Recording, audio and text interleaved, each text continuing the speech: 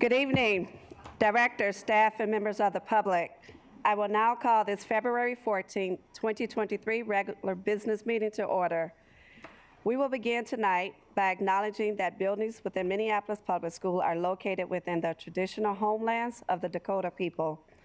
Minnesota comes from the Dakota name for this region, Minnesota Makoche, translating to the lands where the waters reflect the skies of cloudy waters.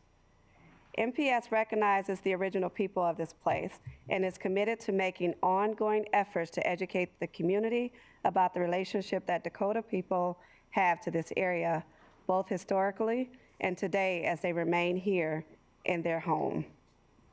Thank you.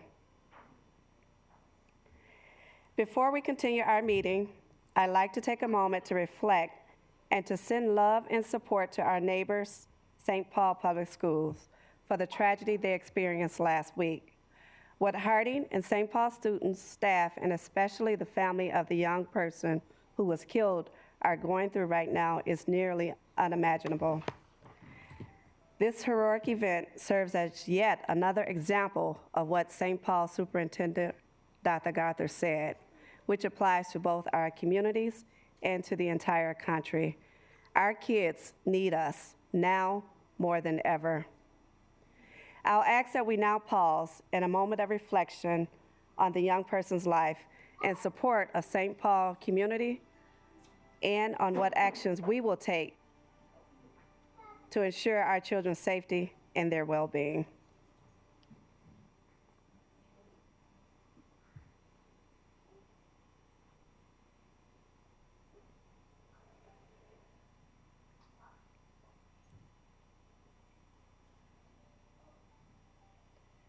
Thank you.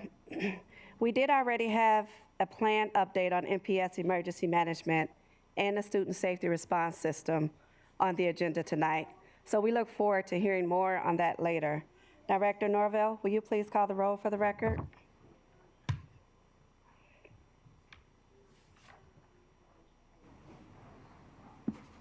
Director Abdi? Here. Director Firiari? Yes.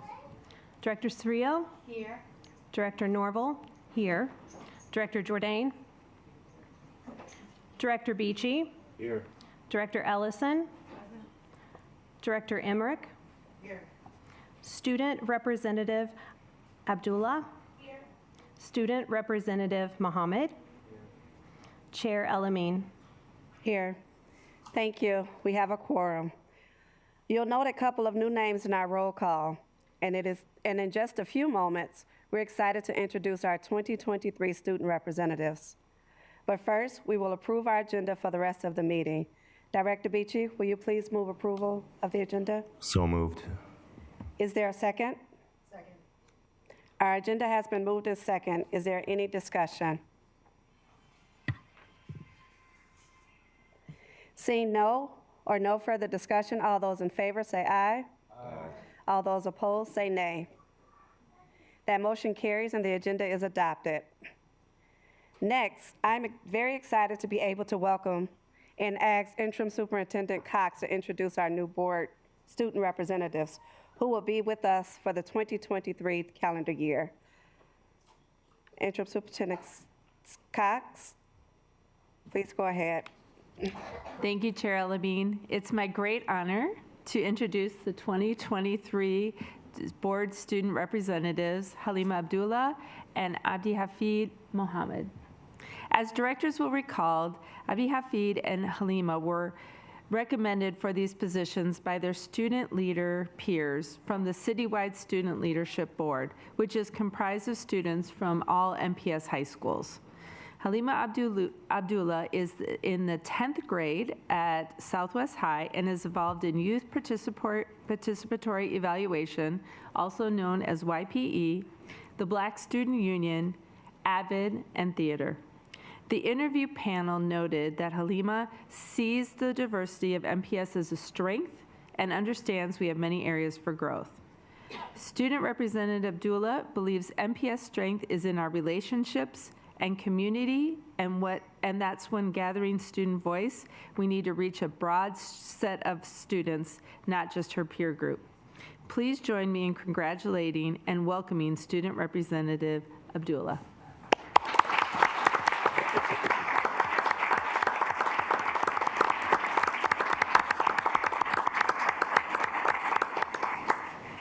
Abdi Hafid Muhammad is in 11th grade at Edison High School and is a citywide student leadership board member.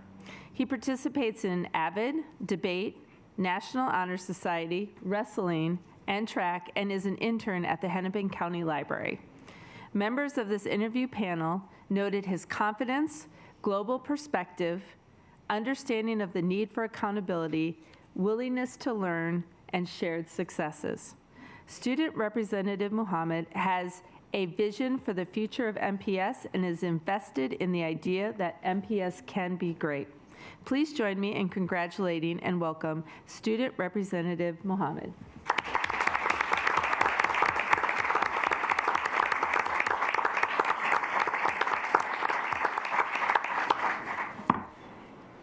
Thank you, Interim Superintendent Cox. And again, on behalf of the board, welcome Student Representative Abdullah and Muhammad to your new roles. Would each of you like to say a few words with us?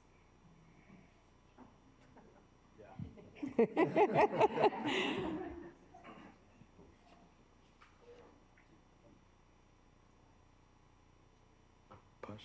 Okay. I'm happy to represent the North Schools. Thank you.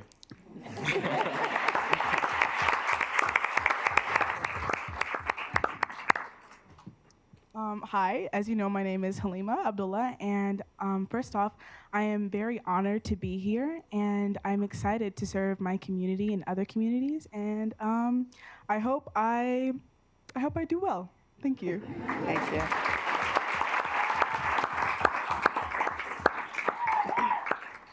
Thank you. We're all excited to have you, and we look forward to getting to know you better. As has been the case, the second student rep was added to the position. They will rotate months being here on the dais, beginning with Student Representative Muhammad this month. Director Norval, can I please get a motion to approve the minutes before us? So moved. Is there a second? Approval of the minutes for the January 3rd and January 10th meetings has been moved and second. Any discussion or corrections? Seeing no further discussion or correction, all those in favor say aye. Aye. All those opposed say nay. That motion carries and the minutes are approved. For our next item, I will turn it over to Interim Superintendent Cox to make a couple of recognitions, after which we will take a very brief recess so we can do photos and those being recognized. Interim Superintendent Cox, please go ahead. Yeah, thank you, Chair Levine. I'm so excited to be able to recognize the accomplishments of some of our amazing students here tonight. First, we have a boxing champion in our midst.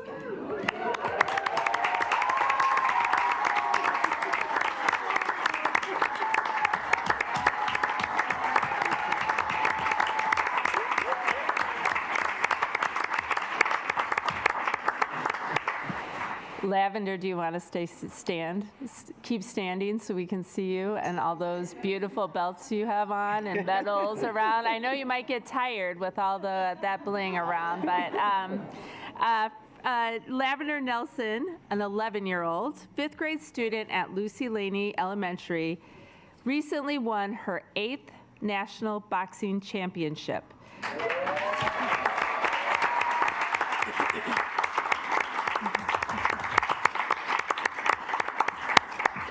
Lavender was in Independence, Missouri this past weekend where she won that 8th championship. We're excited to have her and our coach at Laney, Morgan McDonald, here with us tonight. There he is.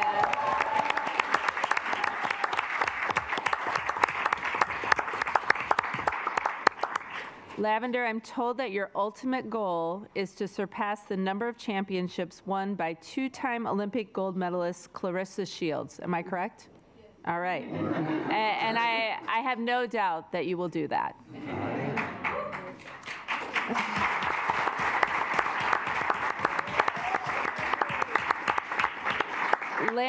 Lavender is now ranked #1 in her weight class and age group by USA Boxing. She trains an amazing 12 to 18 hours per week after school and exercises at home after school and every weekend. More than that, Lavender is a role model at Lucy Laney, won a seat on the student council, and likes math.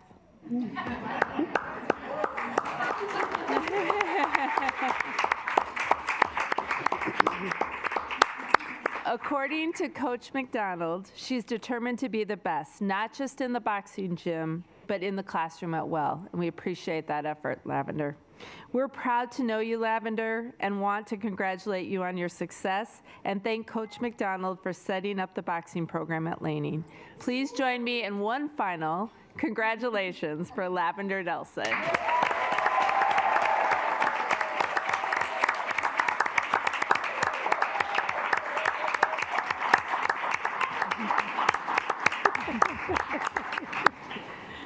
I'm also thrilled to be able to honor more MPS students who have also found great success doing something they love, esports. Minneapolis South's esports team, Dos Tigres, claimed the championship title at the Minnesota Varsity League Minecraft Bed Wars competition last month.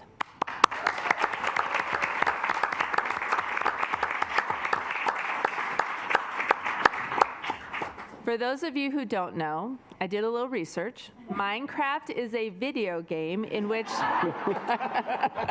players create and break apart various kinds of blocks and in three-dimensional worlds. So I'm excited to come see practice sometime, absolutely. In 4 competitive seasons, Dos Tigres is undefeated, never losing a competition.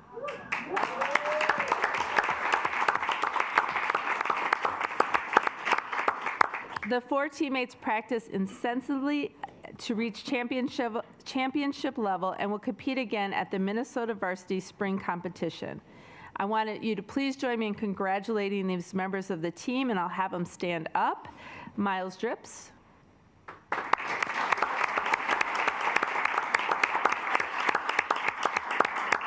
Jasper Priest.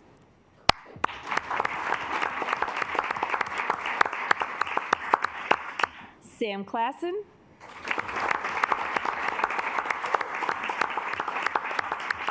And Max Vossen.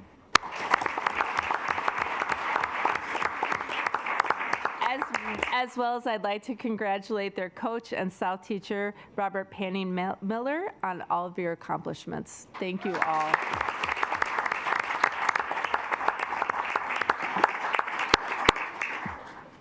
Thank you, Interim Superintendent Cock. Lavender, on behalf of the school board, congratulations on your incredible success and accomplishments.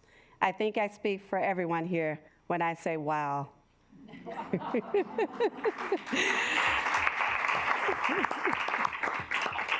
We cannot wait to see what you do next, and we plan to see you back here again to recognize you as an Olympic gold medalist someday.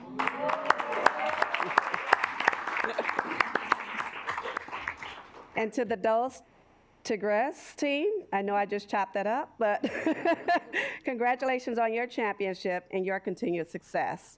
As eSport becomes more popular and the competition grows, your success is even that much more impressive. Congratulations.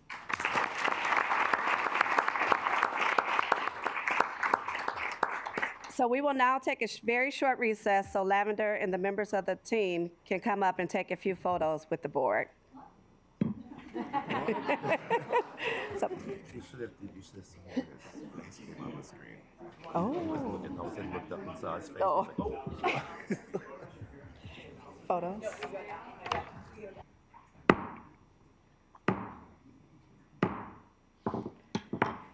Thank you. We will now return from recess and call this meeting back to order. Next, we will hear from those who have signed up to provide comments here tonight. As staff projects the list and our first speaker comes to the podium, I remind us all of the public comment guidelines. Our goal here is to hear from those who have signed up in a fair and respectful way. To do this, we ask each commentator to begin by stating their name and relationship to Minneapolis Public School, to keep comments within the 2-minute limit, or 4 minutes if you're using an interpreter, not to mention identifiable information about individual members or students, and not to use profanity, insults, or threats. If these guidelines cannot be followed, I will provide a warning, and then if needed, I will turn off the microphone and end your comment time. And finally, please remember that this is an opportunity for the board to hear from the community, so we will not respond in the moment to the comments or questions. Staff may follow up or connect with you based on your comment. Director Norville, will you please help call through the list of speakers? Thank you, Chair Elamine. Nafisa Mohammed.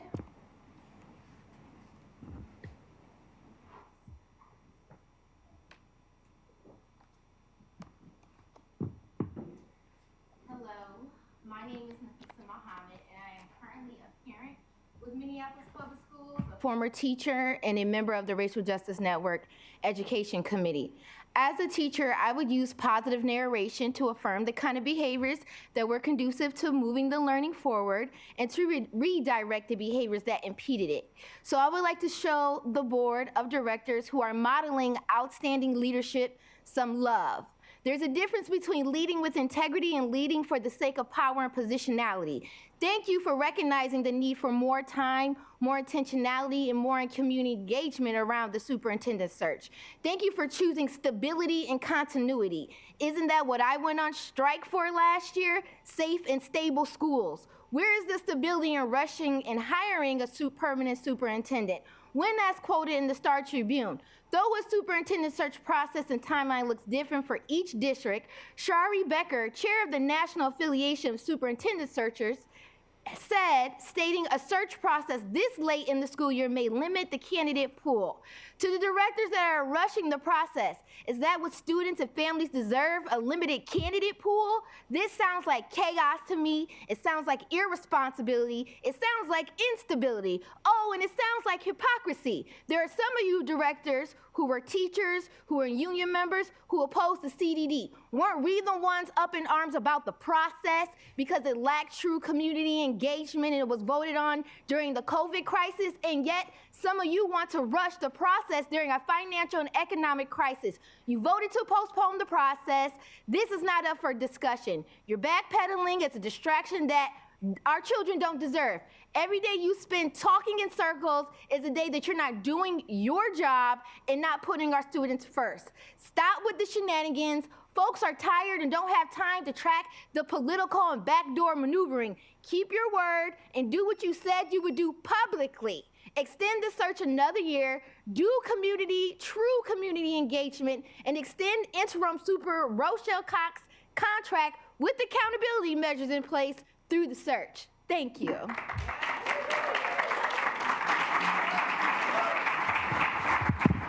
Thank you. Ellen Gutler.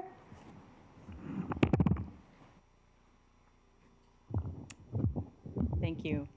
My name is Ellen Gettler. I'm the parent of 2 kids at Bethune Arts Magnet. I want to start with some words of gratitude to Interim Superintendent Cox, because I feel like I saw you everywhere last summer. When I was North Side, I saw you. When I was South Side, I saw you. And like my kids even know by sight who our interim superintendent was. And it was really wonderful. By the end of the summer, I noticed that it actually felt healing to just be able to go up to our city's school superintendent and say, thank you for being here, thank you for your work, thank you for showing your humanity to students when you went to a classroom one day and said, I'm a little scared because this is my first day too. Because these have been very, very hard and isolating years in Minneapolis, very hard years. And so to be able to see one another, to be able to talk to one another, to feel listened to, I don't know how to keep doing this hard work that we have to do for students without that. And I will say that I am walking around in a body and an identity that always gets listened to, even when it's not my turn to talk. And so what I dream of as we consider this incredibly important decision of who our next superintendent will be is that every caregiver in this district feels listened to, that no matter what language we speak, what body we're in, when we can get off work, how many kids we're caring for, or how many street parties we're able to get to, I want every caregiver to feel like I did last summer. So thank you for slowing down to hear us. You made a very good choice for this interim role. And now please take the time to go to where caregivers already are and hear them. Go to where they are. Don't make them come to you. Because when we go to them, we will get so much insight. We will get the care that they have to offer. And we will all have the solidarity that we need to have with one another for whatever needs to come next. Thank you so much. Thank you. Cheryl Persigal.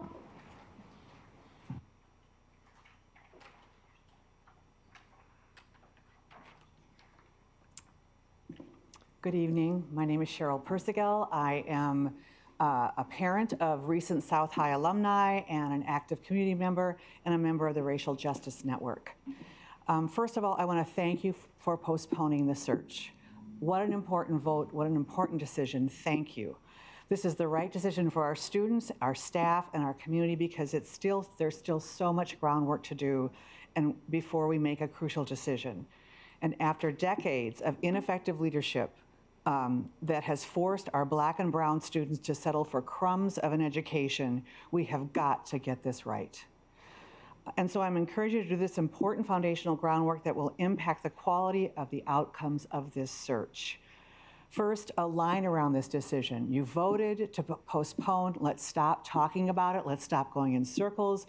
Let's stop obfuscating with talk about maybe we could start a search, maybe we could see who's out there. It's wasting our precious time and yours. Second, approve extending Interim Superintendent Cox's contract. Every teacher and staff member last year put it all on the line to say we need safe and stable schools. And finally, we have some semblance of that with her leadership. Equip her to do what she's doing and focus on what your job is, which is to govern. And third, dig into this work of governing with both hands and every ounce of energy you have. This district is in crisis. Can you each actually say you fully understand the complexity of the financial peril we are in? Can you each actually say you understand how gutted out the trust is in this community for this district? Can each of you actually say you fully understand the complexity and the devastation of decades of systemic racism in this district? I'm not asking you these questions out of judgment. I'm asking you out of practicality. Please pay attention to the work that's yours to do. Do it well, do it right, do it fully. Our students are counting on you to govern well and govern together. Thank you. Paula Cole.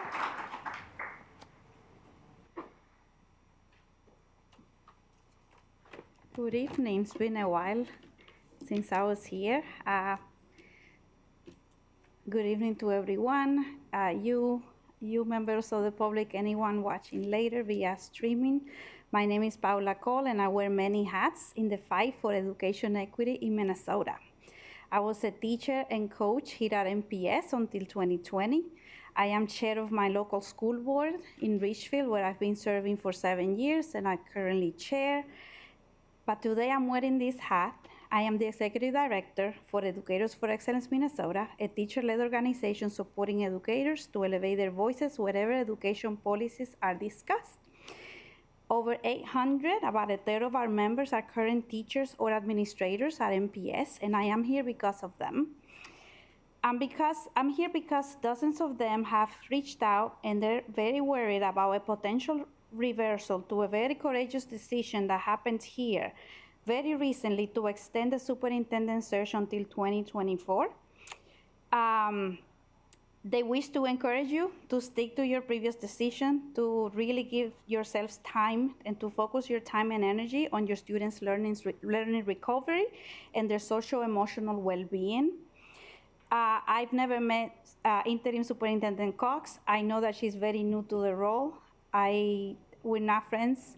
But what I do know, I mean, we could be friends, but what I mean is that we need to give her time and the support because stability is what our students really need right now in our communities. And this one thing I want to share with you. I am so full with love and seeing all of you in my years at MPS. This is the most diverse board I've ever seen. You got sworn in very recently, and I wish the best for you. But please really keep the kids at your hearts. Thank you. Thank you. Maren Christensen Hofer.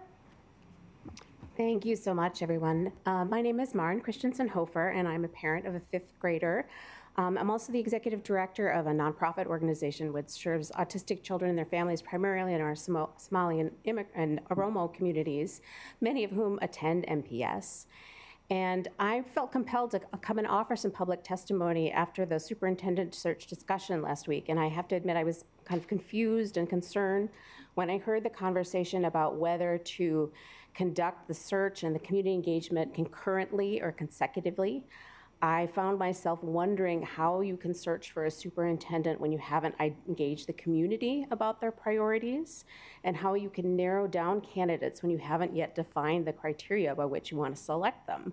In other words, it sounded like we were heading out for the journey without really deciding on the destination. So I'm very grateful that the decision was made to hit the pause button there.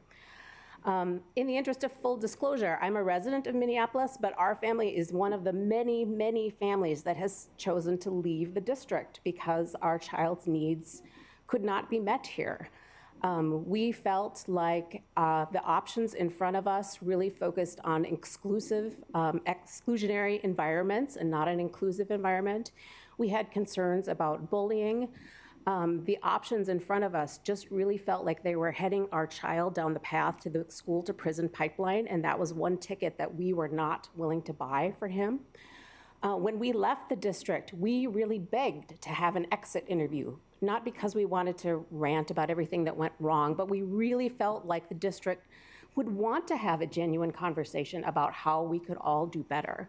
And I think this opportunity to do communication around the community engagement around the superintendent search is such an opportunity to really engage with community and ask people what they're prioritizing. And I will say, as an organizer, if people don't show up for the events, that's on me. I need to do better and not on the community. So thank you for taking this time. Thank you.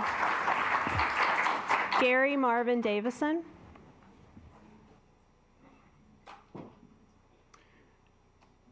Gary Marvin Davison, New Salem Educational Initiative, just a 12-minute walk from the Davis Center, teaching students academically abused by this district for at least 4 decades. Extended comments at newsalemeducation.blogspot.com. Indeed, a 15-year-old stabbed to death at Harding. Director El-Amin, thank you for having us pause and remember that. Let us remember also across from Central High School, a community member shot to death. Outside of Washington High School, a staff member wounded. One of our own, a dear friend of one of my students, shot merely walking to the bus. The Center of Disease Control has just come out with research that conveys startling statistics. 1 in 3 adolescent young women have contemplated suicide. 3 in 5 find themselves so disconcerted with the conditions of their lives that they have abandoned activities for at least 2 weeks. 41% of our LGBTQ citizens have tried suicide. People get their values from religious institutions, 4 main places. Religious institutions, the wider community that very much includes their peers, families, and schools. We must get public education right and understand this. Your superintendent pool is very, very limited. I have studied this like no one else has. You have a diamond sitting in your midst. Rochelle Cox for the interim, and over time, I think you'll agree, permanently. Thank you. Chidilayo Bediako. TT's giving her time to Maria Cisneros. La mesa directiva. Mi nombre es María Cisneros. Good evening, members of the school board. My name is Maria Cisneros. Soy parte del Sindicato Nacional de Padres de Minnesota. I'm part of the Minnesota National Parents Union. Y también soy madre de 6 hermosos hijos. I'm also the mother of 6 beautiful children. Que me gustaría que la escuela tuviera responsabilidad de la mesa directiva, pero también de los de parte de la escuela, porque mis hijos yo los tuve que mover de las escuelas públicas porque pasaron mucho bullying. And I'd like for the school and for the school itself and the school board also to be taking care of the situation in the school, because I had to move my children from the public schools because of a lot of bullying that took place. Y hasta ahorita tengo a mi hija que se fue a la universidad de Duluth. And I have my daughter that went to the University of Minnesota Duluth. Pero ella batalló muchísimo por todo el bullying que recibió de una maestra en la escuela pública. But she was really struggling because of all the bullying that she received from a teacher at the in Minneapolis public schools. No digo que todos los maestros son malos, hay muy buenos elementos, muy buenos maestros que apoyan a nuestros niños y tienen la pasión de enseñar. And I'm not saying that all of the teachers are bad. There are some very good teachers that really are passionate about teaching and that give support to our children. Pero mi hija sufre hasta ahorita trauma. But up until now, my daughter is suffering trauma. Ansiedad. Anxiety. Y entonces necesitamos poner más atención, todos juntos, mesa directiva, maestros y todos, para poder darle esa enseñanza que requieren nuestros niños, pero con amor y paciencia. But all of us need to be working together, the school board, the teachers, the parents, so that we can give the education that our children need with patience and love. Estoy muy agradecida con la mesa directiva. I'm very thankful to the school board. Por darle otra oportunidad a la superintendente interina. By giving the interim superintendent another chance. Porque aquí lo que importa son nuestros niños. Because the important thing here is our children. Porque ustedes son parte de que ellos tengan una buena educación y un buen aprendizaje, un buen rendimiento académico. Because you're a part of their getting a good education, of their having good performance and learning in school. Y también necesitamos más maestros de color. And we also need more teachers of color. Porque mi hija, ahí fue donde le dio el cambio cuando yo la moví a otra escuela, que es pública charter, que su maestra era de color y ella subió rapidísimo porque tuvo esa conexión. And that's really what made the difference for my daughter when we switched her to the other school, because she had a teacher of color, and then she started to really take off, and that's what made the difference. Ella fue parte de que mi hija subiera de donde estaba sumida en la ansiedad, en el trauma, en la bajo estima que ella tenía. And she was part of helping my daughter to be able to get out of the trauma and the anxiety and the low self-esteem that she felt, and to be able to move ahead. Porque ella le hicieron creer que ella no iba a aprender. Because they made her think that she was not going to learn. Porque era de color latina.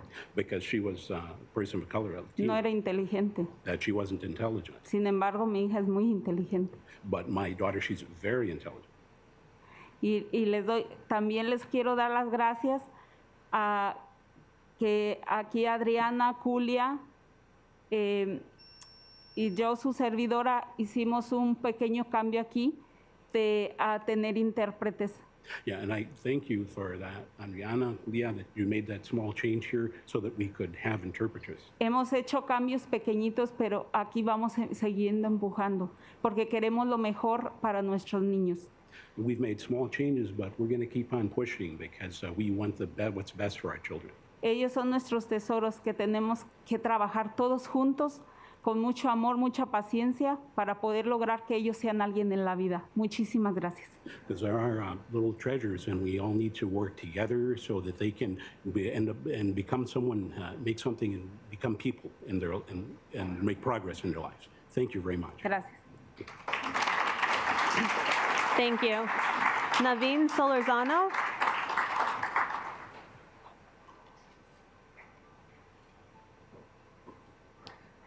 Good evening. My name is Naveen Solorzano. I'm a community member, and I'm here to read a statement from an MPS teacher. My name is Jocelyn Lovick. I am a high school teacher at Henry High School. I've been teaching in Minneapolis Public Schools for 17 years. I am an ELL teacher, and in my experience, I have seen firsthand the problems created by underfunding in our schools. As a teacher, I strive to provide my students with the best classroom experience possible, but that isn't always allowed with the limited funds. The consistent underfunding in our schools is robbing our students from the enrichment opportunities that would help them grow and achieve success. The instability is a major reason why our families and students are migrating to other districts. We need to create stability. Interim Superintendent Rochelle Cox has created that stability. She has the most institutional knowledge right now to carry us through the superintendent search. With over 25 years of experience, she has demonstrated great leadership with the development of Minnesota's first school district special education licensing program that is in process now. She has also increased school-based mental health programming to all schools. If we replace Rochelle Cox before finding a suitable replacement, we are doing our students a disservice. This would be the third superintendent in 3 years, and our children deserve stability. Our children deserve better. We should allow her to finish the job that she was hired to do. Thank you. Thank you. Molly Dengler.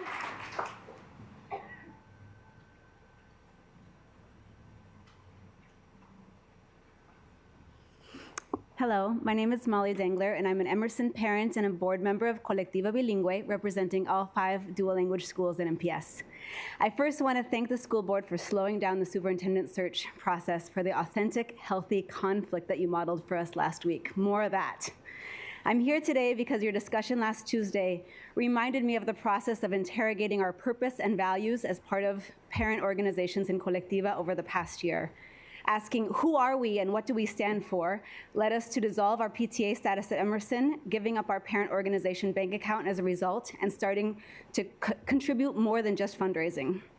At Emerson, we decided that we are about community and amplifying Latino voice. And so far, that has meant transferring financial business to our site council to make space for family empowerment conversations. Our new school board members got to experience this format during their campaigns in October, and the superintendent listening session that drew 0 participants scheduled the day after our robust and representative monthly gathering with no attempt to connect with us as co-hosts. Making building relationships over community-sourced food our main priority. Trading curriculum night for a chance for teachers to ask caregivers, tell me about your child.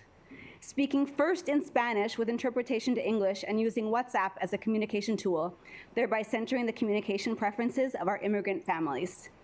Pivoting from plans when necessary to meet emergent needs, such as the Newcomer Resource Fair we're hosting this month.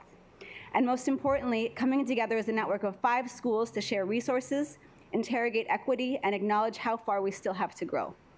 Interestingly enough, the more we live our values, the more community and leadership we build.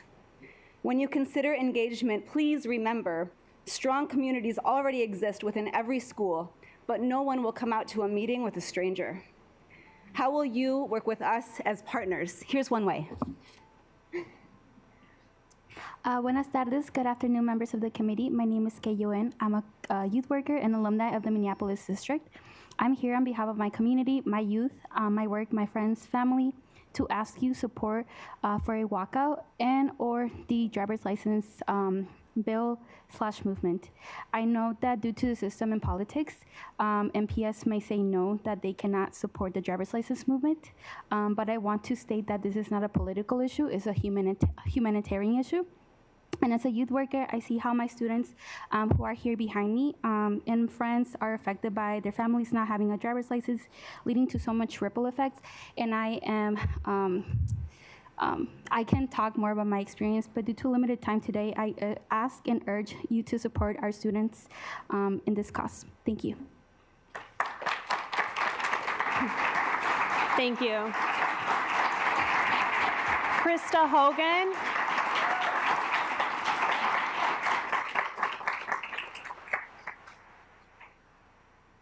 Hello, good evening. I'm Krista Hogan, and I'm a member of the Minneapolis community, and I am also a member of the Racial Justice Network. So as many have stated before me here tonight, I am here to reiterate the ask that we should continue to postpone the superintendent search and that the board move forward with extending interim superintendent Cox's contract for a year. Now is not the time to play games. We need you all to have adequate time to make a plan. Many others have spoken about the significant importance of community engagement, and that there has not been enough community engagement up to this point. And that is clearly crucial to ensuring that you are able to find a long-term superintendent that meets this district's needs. Our students are not being adequately served, especially students who are Black and brown, students of color, Indigenous students, and other students of marginalized identities. We need you to create a plan. We need you to work together. We need you to engage the community. I think it's really exciting to have a fresh new board here together, and we ask you to make sure to slow down and do that adequately so we can see the improvements that we need. Thank you. Thank you. Michelle Steffen.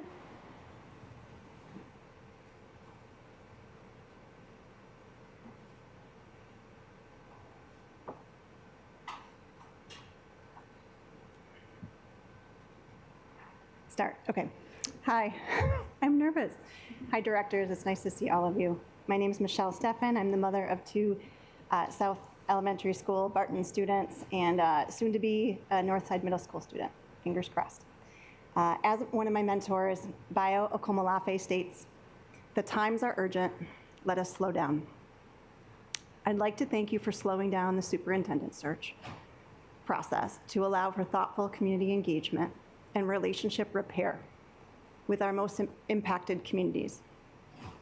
When I look at all of you, I see so much lived experience, historical knowledge, creativity, passion, hope, and the tremendous potential for connection, healing, and trust building. I ask you to center engagement on our trans, Black, disabled, immigrant, Indigenous, brown, queer, and English language learning communities, those with the least amount of systemic power, and those most impacted by the systems. And may this engagement be rooted in radical consent. Thank you to Susan Raffo for that. I believe this consent-based engagement can look like individual texts and calls to our marginalized stakeholders with follow-ups in person in a neutral space. I believe this kind of engagement is slow, it moves at the speed of trust, but trust is baseline humanity, and we need it to solve our problems. In the midst of this crisis, of any crisis, we are more agile, collaborative, creative, and visionary if we build trust. I believe this is possible and necessary for an MPS built on power with instead of power over. An MPS built on creativity, built on joy, and built on belonging. Thank you. Thank you. Kenneth Aben.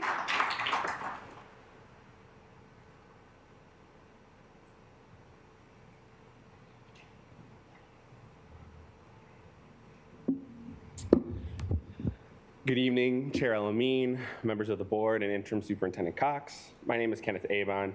I'm a South Minneapolis resident and the Executive Director of the Advancing Equity Coalition.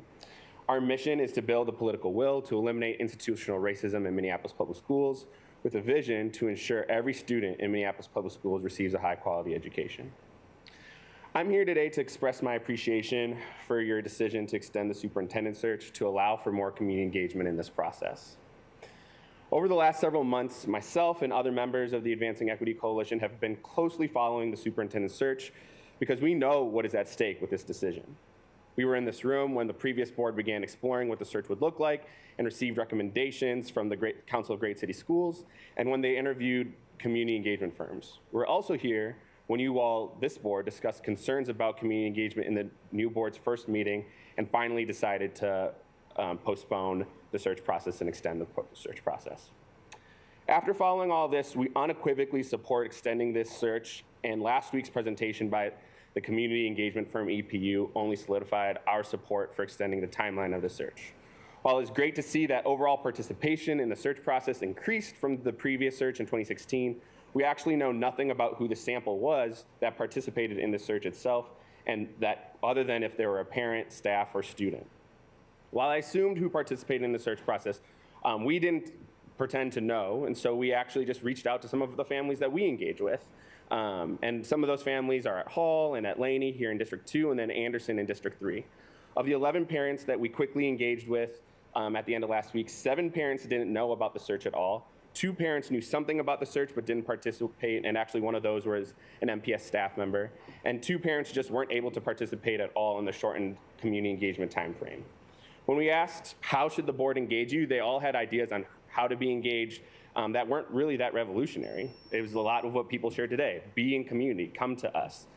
We have to stop acting on this idea that families don't want to engage in these conversations. Families have things to say, and it's our job to find ways to listen. You've created the conditions to give yourselves an opportunity to truly hear from the community about who the next leader of Minneapolis Public Schools should be.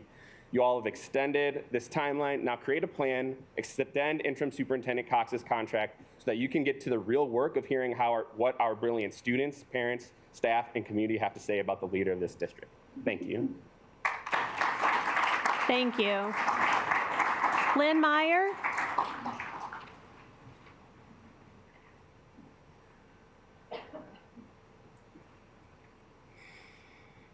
Hello, I am a Southwest High School parent and member for the school's FRC robotics team. For the past 5 years, robotics teams from Southwest, Washburn, and Patrick Henry have been running Mira Field at the shuttered Lincoln School 1 mile from here. District representatives allowed teams use of the space given we paid costs such as insurance and Wi-Fi. Teams from every Minneapolis public school had access to this facility, and the state of Minnesota provided a grant to purchase a permanent field perimeter with the understanding that many teams and schools would benefit. FRC teams from 22 schools used the field last year, and many FTC teams used the space for building, practicing, and holding actual competitions. Minnesota STEM Partnership moved into the space in the fall and began offering after-school classes which directly benefited underrepresented and underserved kids in the North neighborhood. Mira provided a small tool room just off the field, and we were introducing a large tool workshop in the basement for all to use. In December, we were informed that we would be required to pay an additional $30,000 to $40,000 per year, prices unheard of for other varsity activities. These are student teams run by dedicated volunteers that do not have access to the fees now being asked. First, thank you for your consideration thus far. These are 3 requests. 1, please assign an administrator or director from the district to represent and advocate for robotics teams. Robotics teams and after-school STEM classes need to become part of the fabric of Minneapolis public schools, and we need a committed individual to help aid us in furthering this mission. 2, please give robotics equal footing with athletics. We are a Minneapolis high school league sport and varsity lettering activity with valuable volunteer contributions, not a contractor. We should not be asked to pay fees such as this. 3, please allow this valuable resource to be shared and not mothballed. There are only 5 perimeters like this in Minnesota, and our legislature provided them with the understanding that they would benefit schools throughout the state. Thank you. Thank you. Elle Anderson. Bunch of papers. Okay, hi, my name is Elle Anderson, and I'm a student at Southwest High School, and I'm on the Southwest High School robotics team. Mura directly connects underserved and underrepresented kids from North Minneapolis and in the Twin Cities with STEM and gives them hands-on skills. Through our services and our work with Minnesota STEM Partnership in the last 2 years, we've exponentially increased the number of people we've been able to connect with. In the last year, Minnesota STEM Partnership has directly impacted the lives of 28 kids through the 3 First Leagues alone. They have a very strong up-and-coming FTC program and are one of the only things stopping the dissolve of the North High School FRC team. Mura is a central part of robotics in the Twin Cities and one of 5 practice spaces in the entirety of First Upper Midwest. Over a dozen FTC teams were registered with Mura last year, and 2 full FTC competitions have been held there. Mura allows teams to work together and to do dry runs of the games. These practice fields and the maker space give a direct advantage to teams who work there by giving them a place to see faults in their robots and gives them the tools they need to fix it on the spot. The sheer number of professionals in the field who volunteer there make a library of resources unrealistic to bring together anywhere else. Our team saw a distinct improvement in our robot quality after being able to consistently have access to a practice field and access to those tools. For the first time in our 16-year history, we went to the World Championship. 5 teams from Mura last year went to the World Championship.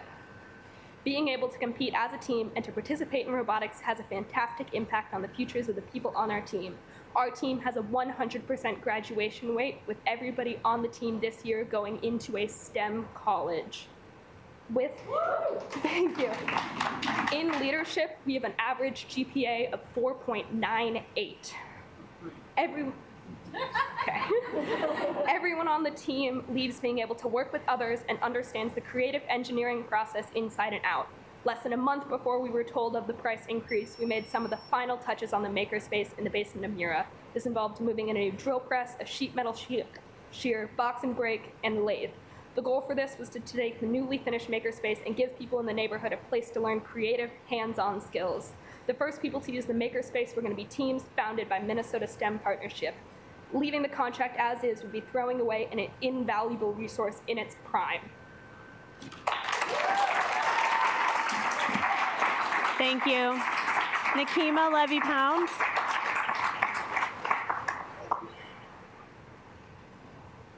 Good evening, I'm Nakima Levy-Armstrong. It's an honor to be here. That was phenomenal to hear about the robotics program. Let's give them another hand, y'all. That was amazing. I have my helper, Asada, here with me today. She wants to say something. Happy Valentine's Day! All right. So I thought that that was important to start off that way because it's Valentine's Day, and the fact that all of you are here shows how much we care about the children of our community. We would not be here. We would be spending time with our loved ones, but we're here trying to make the case for change in the district. So I just want to bring forward a little bit of institutional history. When we had the last superintendent search, it was actually weeks after we had wrapped up the occupation of the 4th Precinct after the Minneapolis police killing of Jamar Clark. And several of the activists who were there advocating for justice for Jamar came here to the Minneapolis School Board meeting, and what we saw taking place was an injustice. During that time, we saw shenanigans. We had a very qualified Latino candidate to become the next superintendent, and there was information leaked and just all kinds of negativity, and it essentially shut down the process. And in the midst of that, they tried to bring in someone who worked inside of Minneapolis Public Schools, who the community did not necessarily think was the best candidate. So we were forced to disrupt that process and shut down the school board meeting because our voices weren't being heard and there was no opportunity for public comment. So what ended up happening was school board called the police on us. And when the police showed up and they found out it was us from the 4th Precinct, they turned and went the other way, which meant that we had a chance to make our voices heard, and we asked for a community-based process to select the new superintendent. That wound up happening through the NAACP and the district working together. However, if you'll just give me a few more seconds, we wound up with the last superintendent, and there wasn't a whole lot of community support. However, we did our best to support him. So in this situation, you have a chance as a board to slow down and take your time and find the best possible candidate to help lead the district into the future. And I would urge that you not rush the process of trying to find another interim superintendent. All that's going to do is create more chaos and dysfunction and add more pressure to a job that is already filled with pressure. So we would ask that you keep interim Superintendent Cox in place, given her track record, given the stability that she brings, and have a very robust community-based process in selecting the next superintendent. These people are here because they care. There are Black Northside residents who care, who want to be involved and invited into the conversation. Thank you. Thank you. Danielle Thoraldson. Danielle Thoraldson.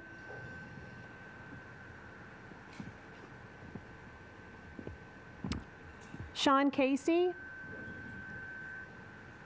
Is this Danielle? Okay, sorry. Are you Danielle? Yes. I'm so sorry. Okay, thanks. Hello. I am a parent of a child in a Minneapolis public school, and I'm here to express my concerns related to gender identity curriculum in elementary schools, all gender bathrooms, and all gender locker rooms for all grades. All gender bathrooms takes away privacy and can be less comfortable for students. My daughter has already told me she feels uncomfortable with this. I feel the same. I don't want my daughter to be forced to share a bathroom with boys or men in a bathroom, especially a locker room. This opens the door to possible incidents happening and my child being exposed to others. Here's the solution. We can have an option for everyone. One boys, one girls, one all gender, or a private single-use space. That way everyone can feel comfortable and have a choice. Gender curriculum. This will confuse kids around kindergarten, ages 5 to 11, about what gender is. They will think they can be a boy, girl whenever they want, when this simply is just not true. I believe we owe it to our kids to tell them the truth and support truth, that a boy and a girl gender is a real thing, and you can't change that. Solution, we should be welcoming to all students, including trans and gender fluid, and have a really good anti-bullying policy. But don't encourage that a child can be a boy or girl whenever they feel like whenever they feel like it. They look to us to guide them because they are unaware of themselves. More than 50% of children experience gender dysphoria, and then about 94% of them grow out of it when they get older. Gender identity should be when they are adults and they can decide for themselves after they have matured and grown up. We shouldn't go along with whatever the kids feel and encourage them to be the other gender when this is wrong and confusing. We should guide the kids and not go along with whatever the child wants to do. Thank you for your time. Thank you. Sean Casey.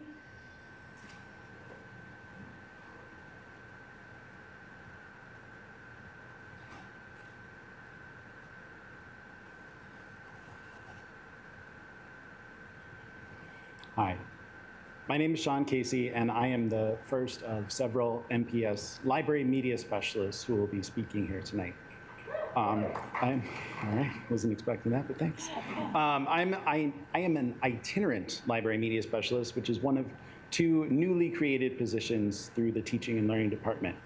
Together, my partner and I are currently serving a total of 10 MPS elementary schools. I'd like to tell you a few things that I love about this. One thing I love about this position is the unique opportunity that I have to be in 5 different schools. I love being a partner in literacy, helping students find books from their favorite authors and illustrators and introducing them to ones who will become their future favorites. I love being a curricular partner, collaborating with staff in these 5 schools and connecting library books and other materials to what they're doing with their students in their classrooms. I love to meet parent and community volunteers who have kept and who continue to keep their child's library media centers open and operating in the absence of library media specialists, and who, now that they do have access to one, often ask me if I can please convince their child to check out something besides another Dog Man book. I love sharing with principals the reports and the results of the work that these volunteers and staff and I do together every day, except it's not every day. What breaks my heart is that I only get to see these principals, these volunteers, these staff and students just one day a week. Because All of them deserve to have access to a library media center and a library media specialist every day of every school year. As much as I love the 2,151 students that I currently serve at my 5 schools and that I only get to see 1 day a week, a ratio of 1 library media specialist to 2,151 students is just not acceptable. Please consider making library media specialists part of the predictable staffing model in MPS. Thank you. Thank you. Carrie Slade. Carrie Slade.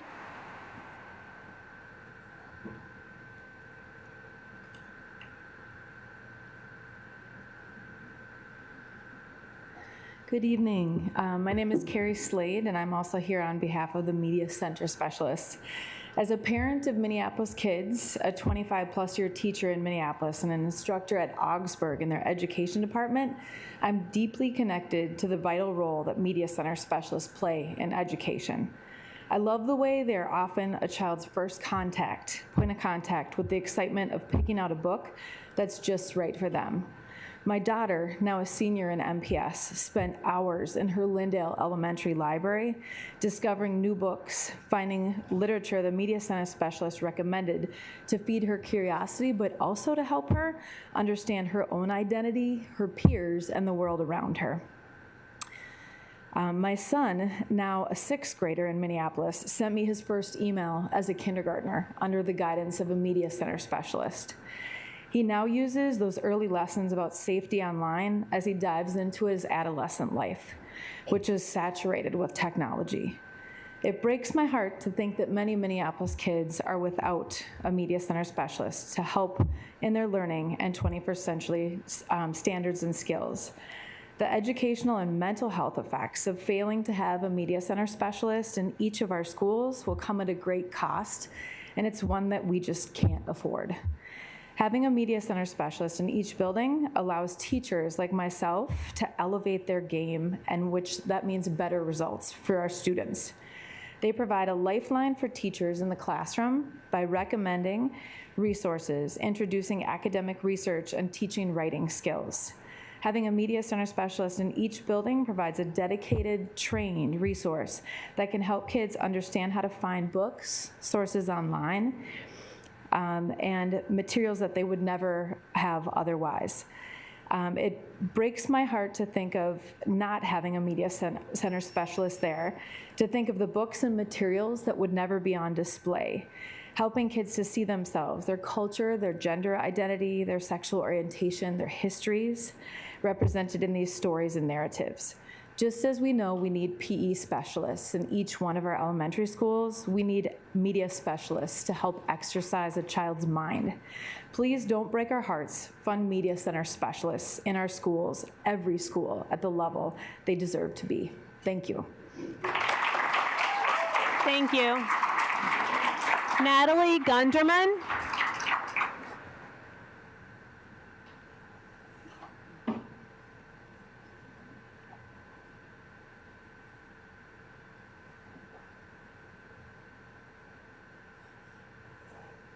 Hi, my name is Natalie Goodman and I attend Henry High School. I'm standing here today to share that I love my library media center. Our library center resources are available to students during the school day. I can get a pass from a teacher and visit during my class. I can find books and enjoy the space during my lunchtime. I can use the space after school to study or read. Our school can do this because we have a full-time licensed librarian. We have SSR at our school. This is a time to independently read every day. We can choose books from our classroom libraries as well as the media center. We can have SSR because we have a full-time licensed librarian. I belong to our school's book club. We are guided by, you guessed it, a full-time licensed librarian. Our LMS knows how to guide us in the selection of books and helps to create discussion that moves our mind forward. We have a library advisory board, or what we like to call the lab. It is a group of students who meet to discuss how to support the media center and literacy in our school community. We create displays, SSR videos, and have ownership of what happens there. I feel like I have a voice. We can have this group because we have a full-time licensed librarian.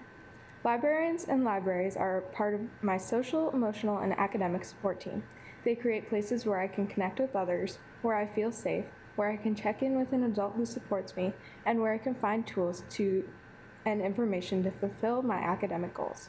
At my K-8 school in MPS, we had a small library that we were only allowed to go in once a month, staffed by a parent volunteer who didn't have the expertise to create a program like the one I have at my current school or other schools that had media specialists. Imagine what someone who isn't so into library thinks.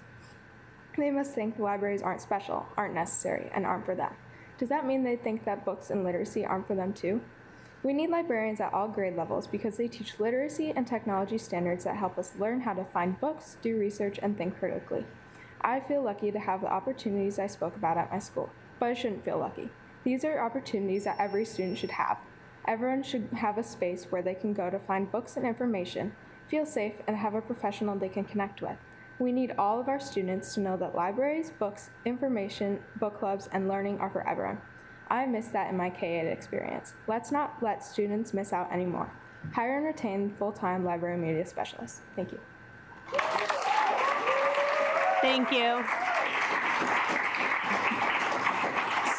Sulin Vang.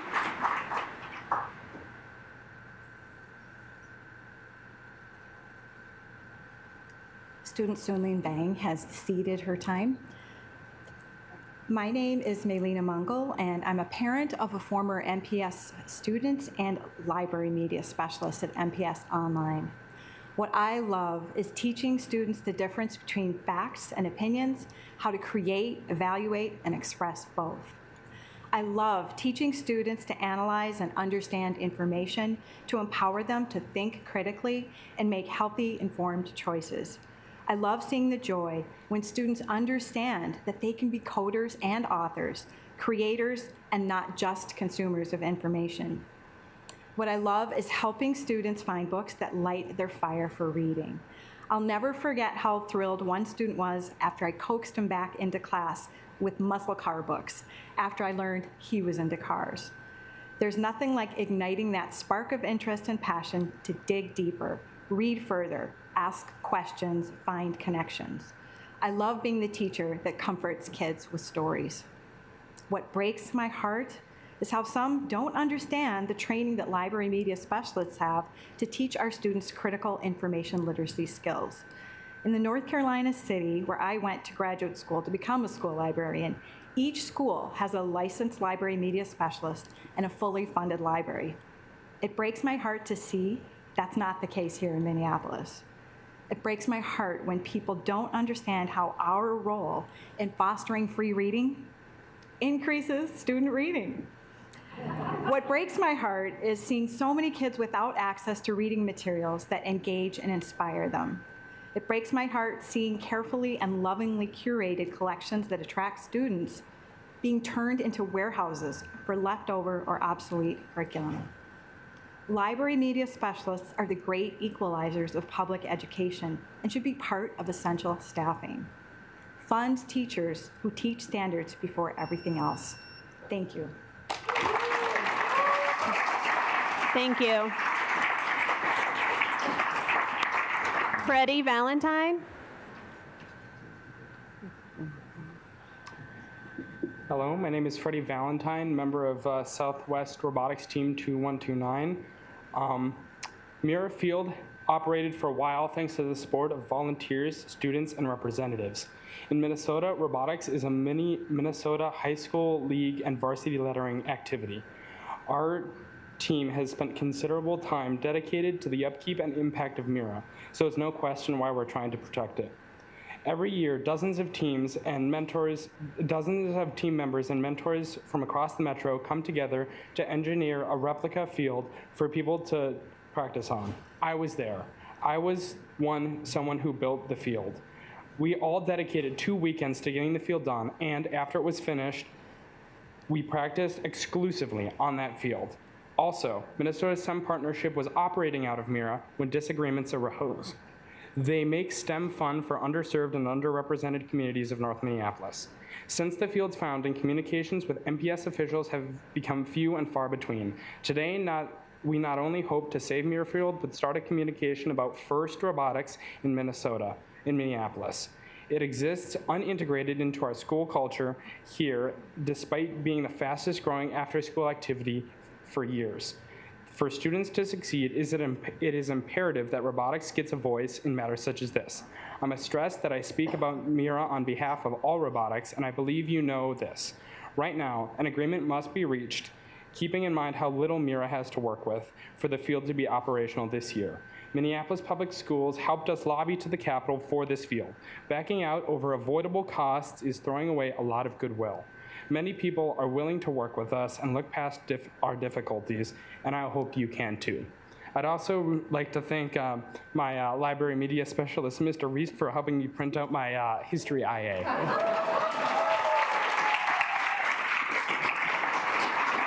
Thank you. Desiree Herkus.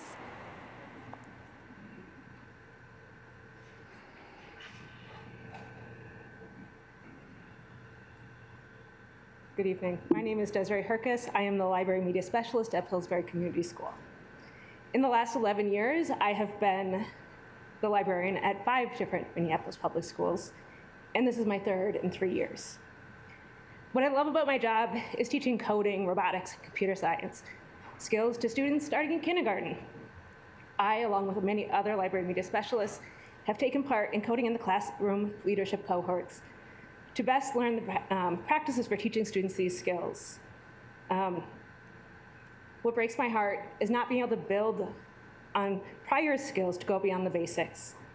Often I've had to teach the 3rd grade lesson to students in 4th and 5th grade because they haven't had a media specialist to teach them the foundational skills that they need to be able to complete the age-appropriate learning. I love teaching students about media literacy and finding trusted sources and evaluating for bias and misinformation. There's so much misinformation on social media and online video platforms. I love hearing from students how they double-checked something that they found online before they shared it. What breaks my heart is knowing that my past students won't get that same information as they get to be old enough to hear it. I love co-teaching and planning. My favorite project was a 1st grade project in Scratch, where I was able to push in, because I had admin time, into the classroom and co-teach with the 1st grade teacher. We were able to run small groups and present their final project to families. It breaks my heart that my schedule and not having AE support no longer allows for those best practices.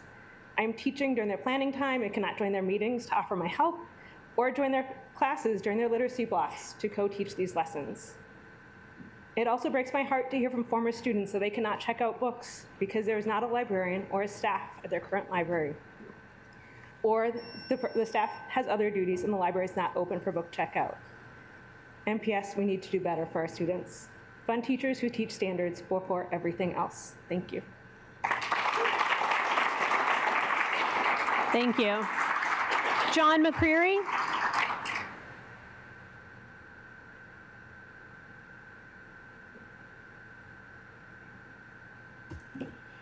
Good evening. My name is John McCreary. I'm the Library Media Specialist at Washburn High School. I'm a product of the Minneapolis schools. I graduate from K through 12 here. My 3 kids have gone through the schools. I've been employed for Minneapolis for 36 years. And I'm here to tell you what a good, robust library can mean for a school community. Our library is the heart of the school, and we focus on literacy. We are a one-stop shop for finding a great book, getting help with a research project, printing out an assignment, or getting Chromebook support. I love that students are outside the library at 7:30 in the morning when I get there, and the library is a bustling place, active activity for 9 hours until we close around 4:30. What breaks my heart is knowing that there are students out there who don't have that opportunity, don't have a library that's open all day. I love that we recently genreified our fiction section so students, it's more like a bookstore where they can find their favorite fantasy or romance or science fiction book.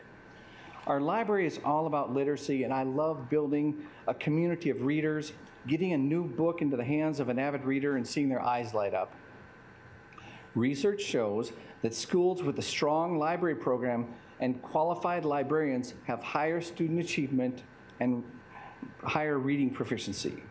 Librarians can make this difference and improve reading engagement and motivation. Librarians play a crucial role in helping students develop information literacy skills, which are essential for success in the digital age. For example, I recently had a discussion with some students about ChatGPT and academic honesty and artificial intelligence, and the library is that place where the conversation goes on. So I'm closing with investing in school librarians is an investment in the future of our students. I asked the school board to prioritize the funding of libraries that support literacy, equity, and access for all, and fund teachers who teach standards before everything else. Thank you. Thank you. Carrie Hansen.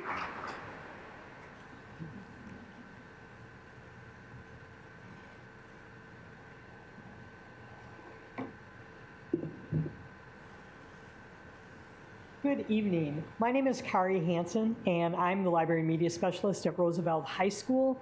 And I first want to say thank you.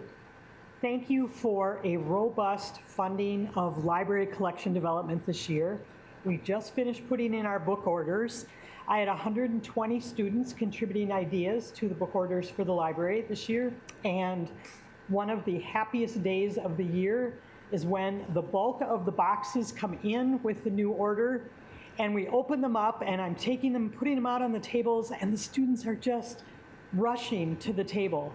Their eyes are lighting up, and they're just so happy to see all the new books coming in. A student without a media specialist does not have that opportunity to contribute in the ideas in the same way or to enjoy the time of bringing the books into the library. You'll just be patient with me for one moment. I had this up and it died. I would like to end by reading something that a teacher sent me. And I might have to pass. I did change what I wanted to say because so much was covered already by my colleagues, and I didn't feel like you needed to hear it all again. But I love what I do, and I think the media literacy skills and research skills that we teach at the high school level are so important, and it breaks my heart that we have students with such a wide range of skills that they are bringing to the table when they come to high school. Thank you for your time. Thank you. Sarah Rose. Sarah has ceded her spot for me, and I'm Sheila Johnson. Whenever I tell a new friend that I'm a librarian, it is 100% met with, "What a wonderful job." And they often tell me what they're reading. And I'm sure that I could find a good book for every one of you, and I wouldn't charge you an overdue late fee. I am proud to be a librarian. I love walking into the Hale Library each morning to spend the day with students, and I love bringing books and the love of reading to our Minneapolis students. This is my 42nd year in Minneapolis. I'm at the top. I've seen the winds blow. I've seen lots of different faces here, and I've seen brands repeated, ideas, same topic, wondering every single year, how do we get kids to read? It breaks my heart. The answer is to helping students learn to read lies with a ready, strong, and proven resource that's already here in Minneapolis. It's your libraries, and it's your librarian.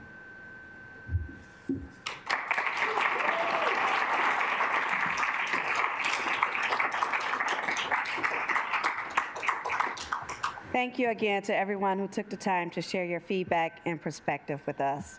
We will now take a 10-minute recess. Directors, we will reconvene at 7:15. Thank you.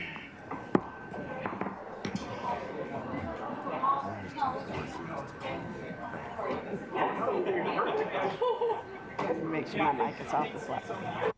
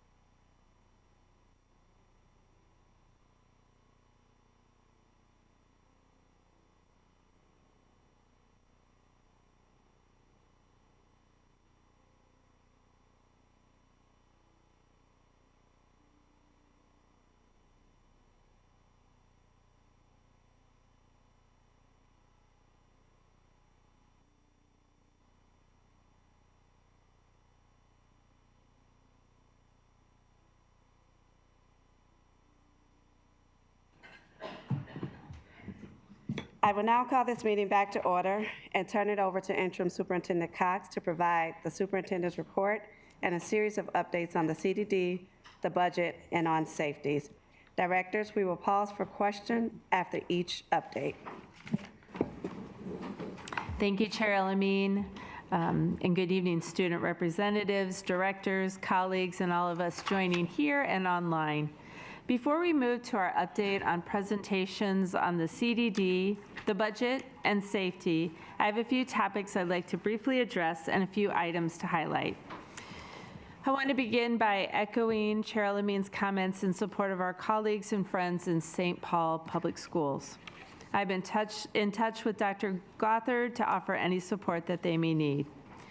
While what St. Louis is experiencing now is every educator's and school district leader's worst nightmare, it's also the sad reality of our world today. Yet even as we acknowledge that we can't prevent everything bad from happening, we must each not only be ready for tragedy, but concurrently do everything in our power to keep our children and our staff safe. Figuring out how to do both is what keeps me and many school leaders up at night. As Chair Elamine mentioned earlier, we will shortly be providing an overview of our emergency management and safety framework and the actions we have taken and will take to make our schools a place that everyone can feel and be safe. It breaks my heart and it motivates my work to think that this isn't the case for our community and our country, as physical safety in schools should be a basic and humane right. We will provide more specifics later as I introduce the safety update item, both on steps we are taking, as well as on our efforts at the Capitol to urge lawmakers to enact more stringent gun control measures to protect our students and staff. But for now, I want our sibling district, St. Paul, to know that we are with you, both in mourning for the young life taken and in support of you, however and whatever is needed. As in the unfair reality our kids deal with each day amidst tragedy, we too must balance how we respond and how we move forward in life. In that spirit, I'm happy to share now about some joyful moments, events, celebrations, which remind us of the hope in life, especially as it relates to the many ways in which we are working to support our students and acknowledge and honor who they are. First, February is Black History Month, and we've got a full slate of both opportunities for learning and chances to celebrate Black joy and magic. Through art, food, music, story, history, and lived experiences, there are several ways to honor this month as we work towards a time when the acknowledgement of Black history, culture, and contributions rightfully become a daily and systematic. When we fully recognize the truth that Black history is U.S. history, and U.S. history is nothing without Black history. With a shout out to everyone who is helping to make these events happen, I especially want to thank MPS Engagement Specialist Tiganwan Blackamore and the Office of Black Student Achievement Leader Dina Luna and her team for your efforts. We all see the work you're putting in, and we appreciate you so much. Next, directors, I wanted to share tonight that February is Minnesota School Board Recognition Month. While we are grateful to you at all times for your service you're providing, this is a time for us to formally thank you for your selflessly giving of your time and energy in support of high-quality public education in Minneapolis. Here in Minneapolis Public Schools, you are entrusted with the responsibility of overseeing an annual budget of $6 million, some 29,000 students, more than 6,000 employees, and more than 70 buildings. For some of you, this is very new, but you will soon find that you will be charged with making decisions that can be quite difficult or required sifting through a great deal of information. You also bear responsibility for strategic direction of the school district for years to come. Together with the MPS team and our community, you are building the future of education in Minnesota. I hope members of our MPS community will recognize the importance and difficulty of the contribution our board members make. Please take a moment to thank your school board members for their time and for playing a critical civic role that helps form the bedrock of our democracy, public education. Thank you, directors. We appreciate you.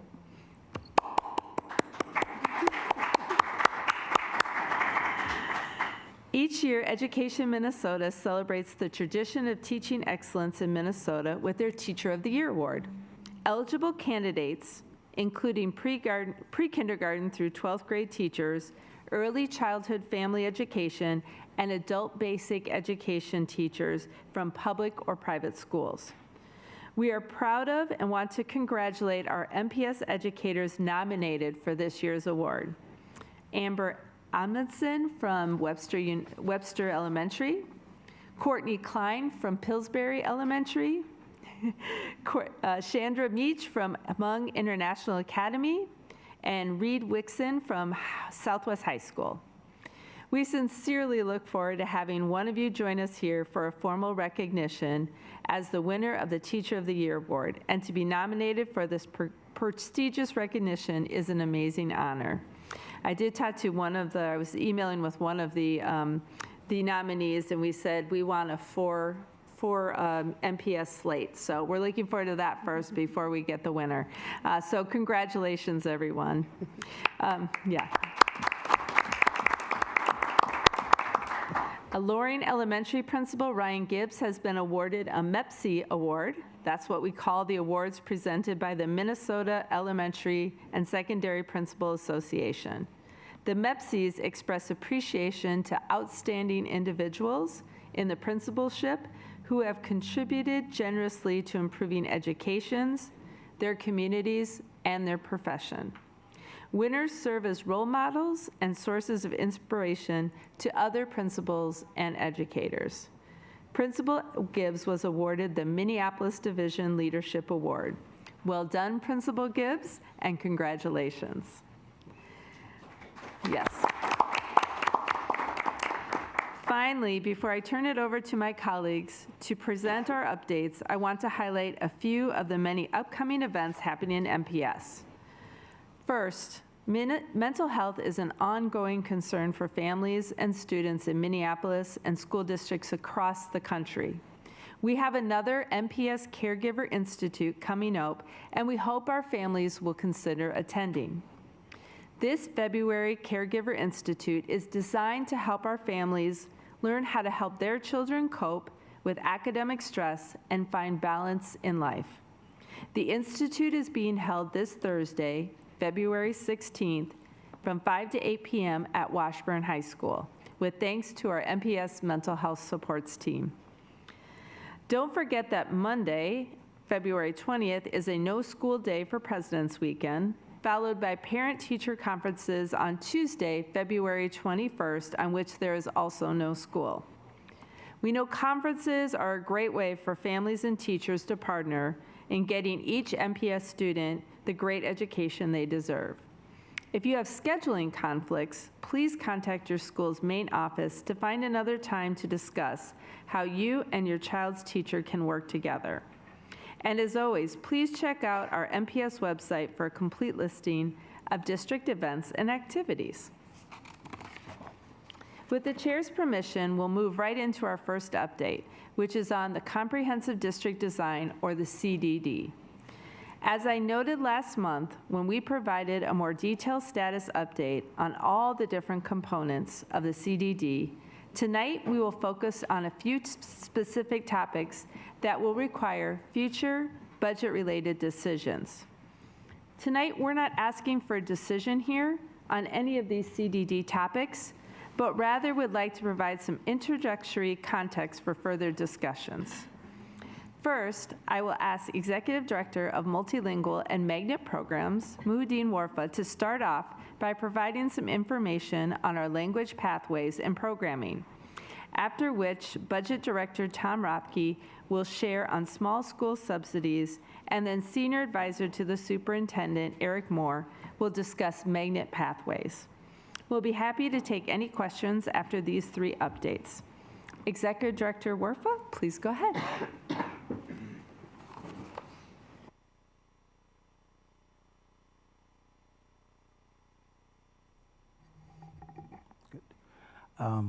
Board directors, Superintendent Cox, student representatives, Assalamu alaikum, buenas noches, Nyojong, good evening.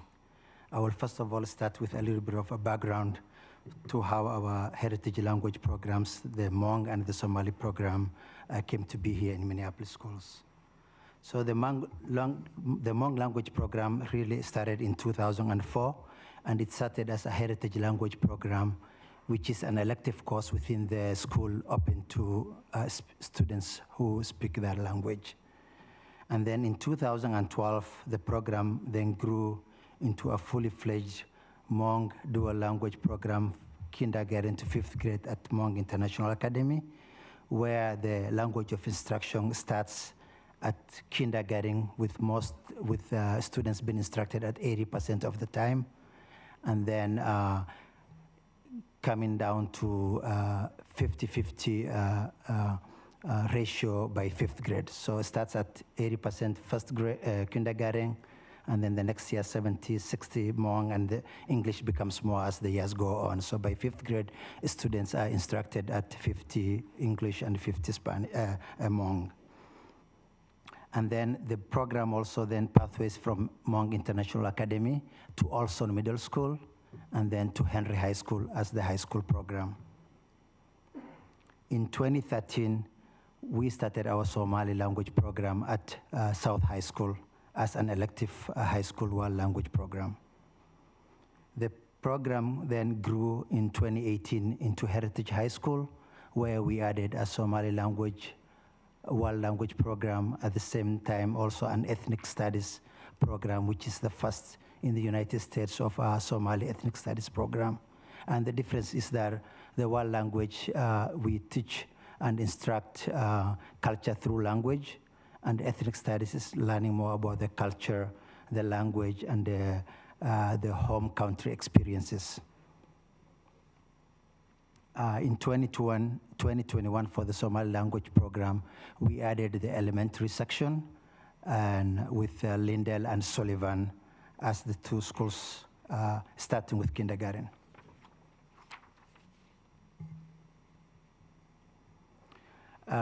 The program values and the goals for these language programs really is to have students who attend, value, and affirm their cultural and linguistic experiences, and value them as an assets. And we also hope to get students to be bilingual, biliterate, and build multi-literacy in those languages. The program also promotes learning in those languages, so proficiency in that Hmong and Somali. And it's also a 21st century skill for all students. With a global interdependent world, we want to have students who can speak as many languages as possible, both for the economic and the personal growth of those students. And then, of course, these two programs sets up the students to be assessed for the bilingual SIL program, which is a program that allows students who excel in a language in addition to English to get college credits when they graduate high school. So 10th, 11th, and 12th graders, the course is, this assessment is open to them, and they get college credits when they go to colleges, MINSCU colleges, or some of the participating Minnesota universities.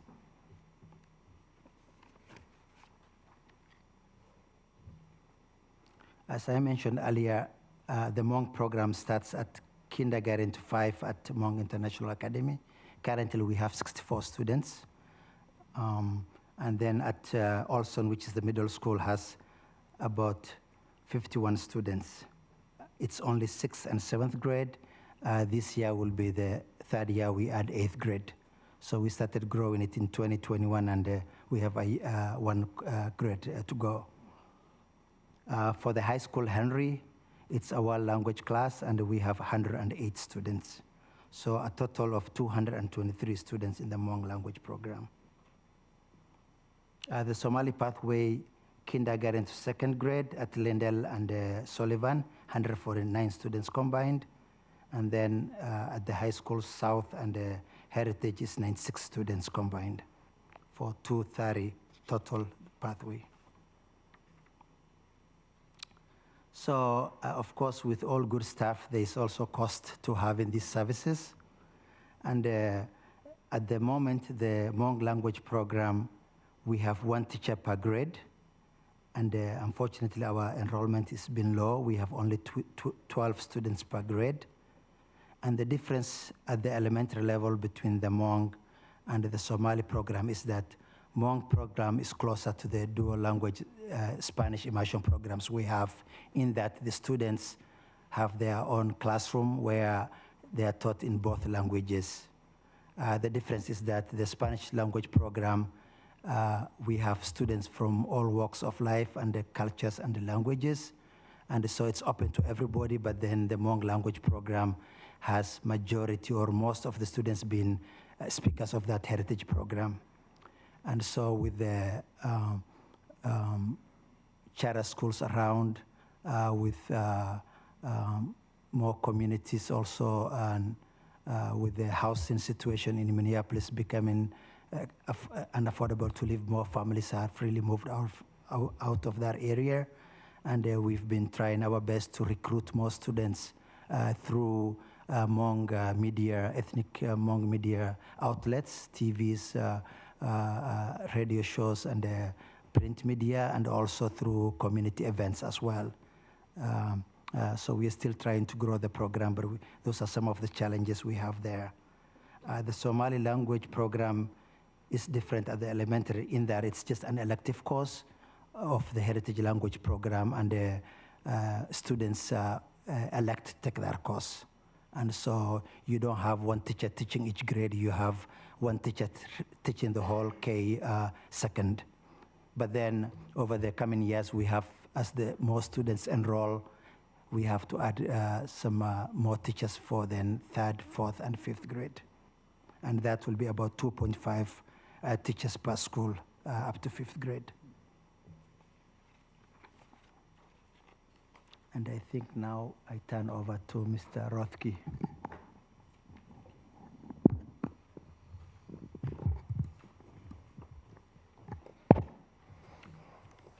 All right, thanks. So I'm here to talk about small school fiscal subsidies, which is a budget allocation that we put out to our schools and that we have for the last several years, and which will be included in the budget allocations that are going out to schools later this week. The small school subsidy is an additional allocation that we provide to schools that are small, that are less than 250 students. And it's $200 per student that the school can use at their own discretion. And what it serves as is a recognition that small schools may not be able to provide appropriate resources and opportunity for students, even after meeting their predictable staffing requirements. So we want to make sure that they have some extra allocation to work with. Many of our schools that receive that small school subsidy have more lower income students who are eligible for free or reduced lunch than do other schools. And many of those schools also receive compensatory education and Title I allocations.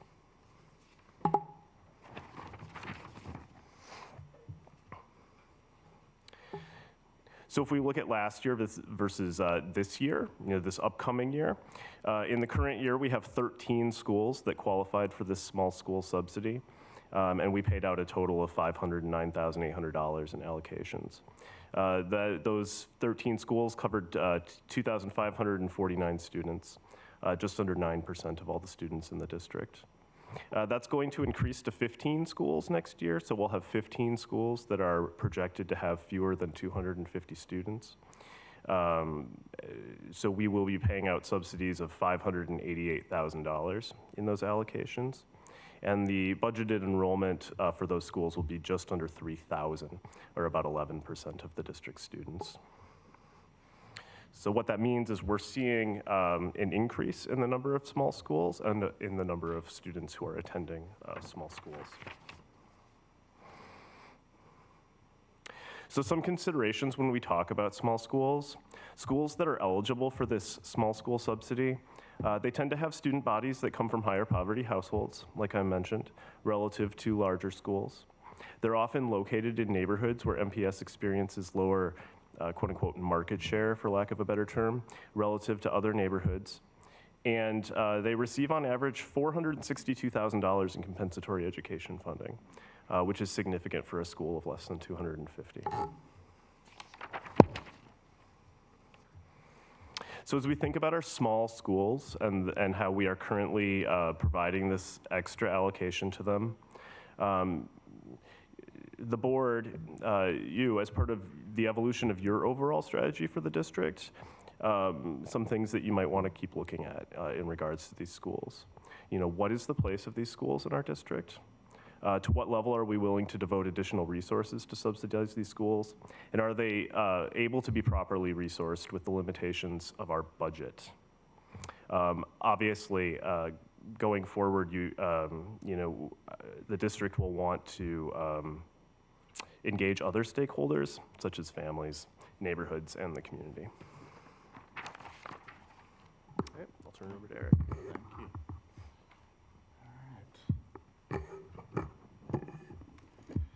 Yeah, good evening, Chair Alameen,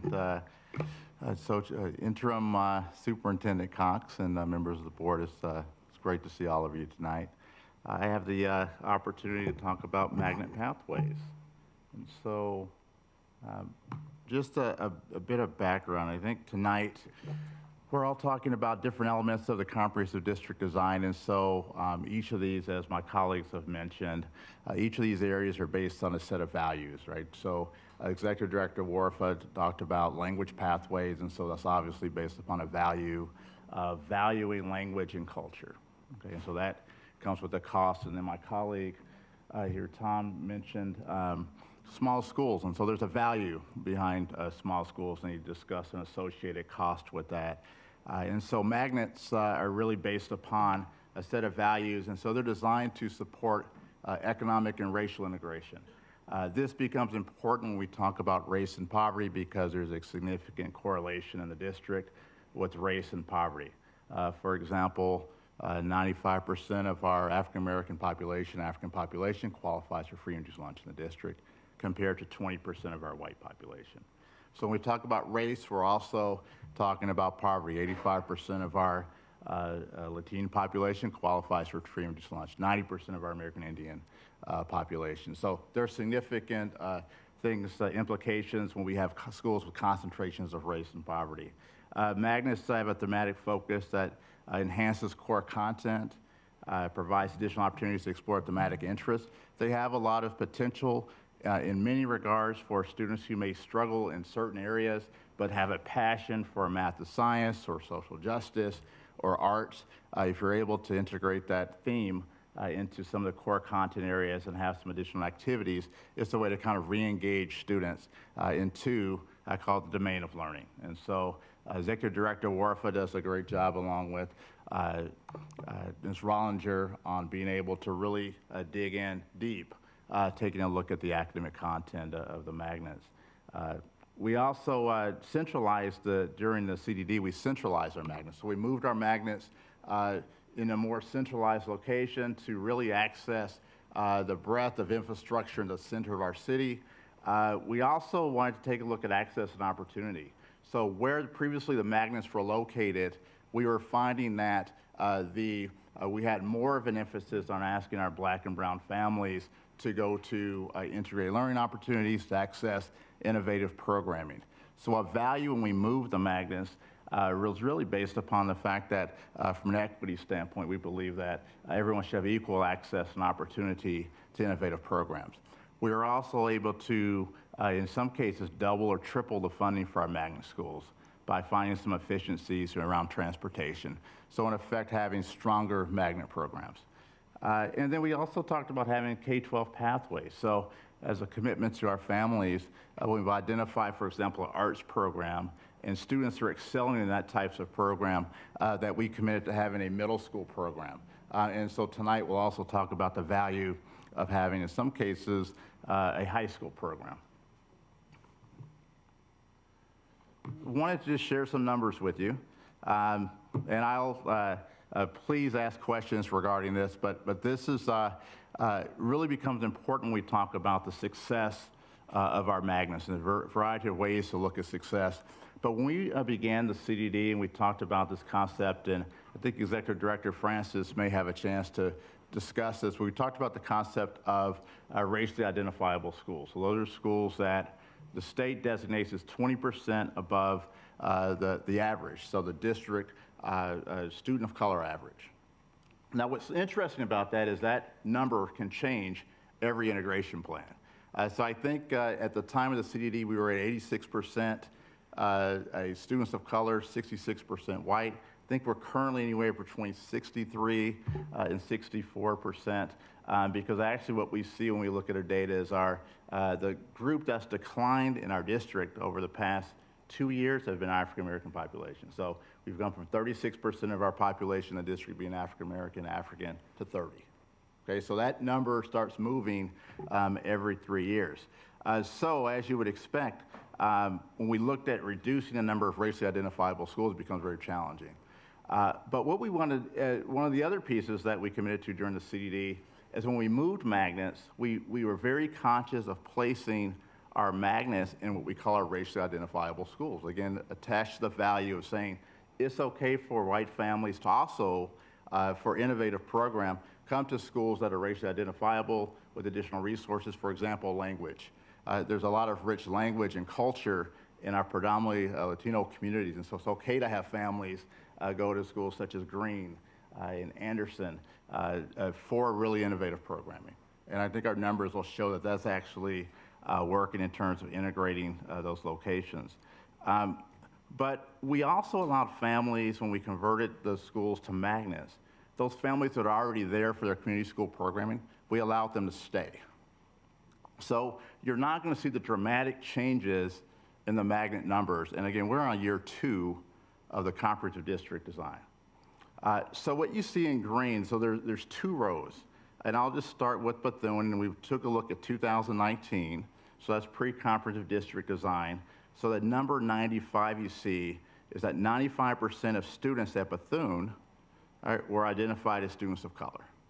Right? And then we took a look at it 2021 and 2022, wanted to have 3 data points, and you're seeing that the overall number at Bethune has gone from 95% students of color to 87%.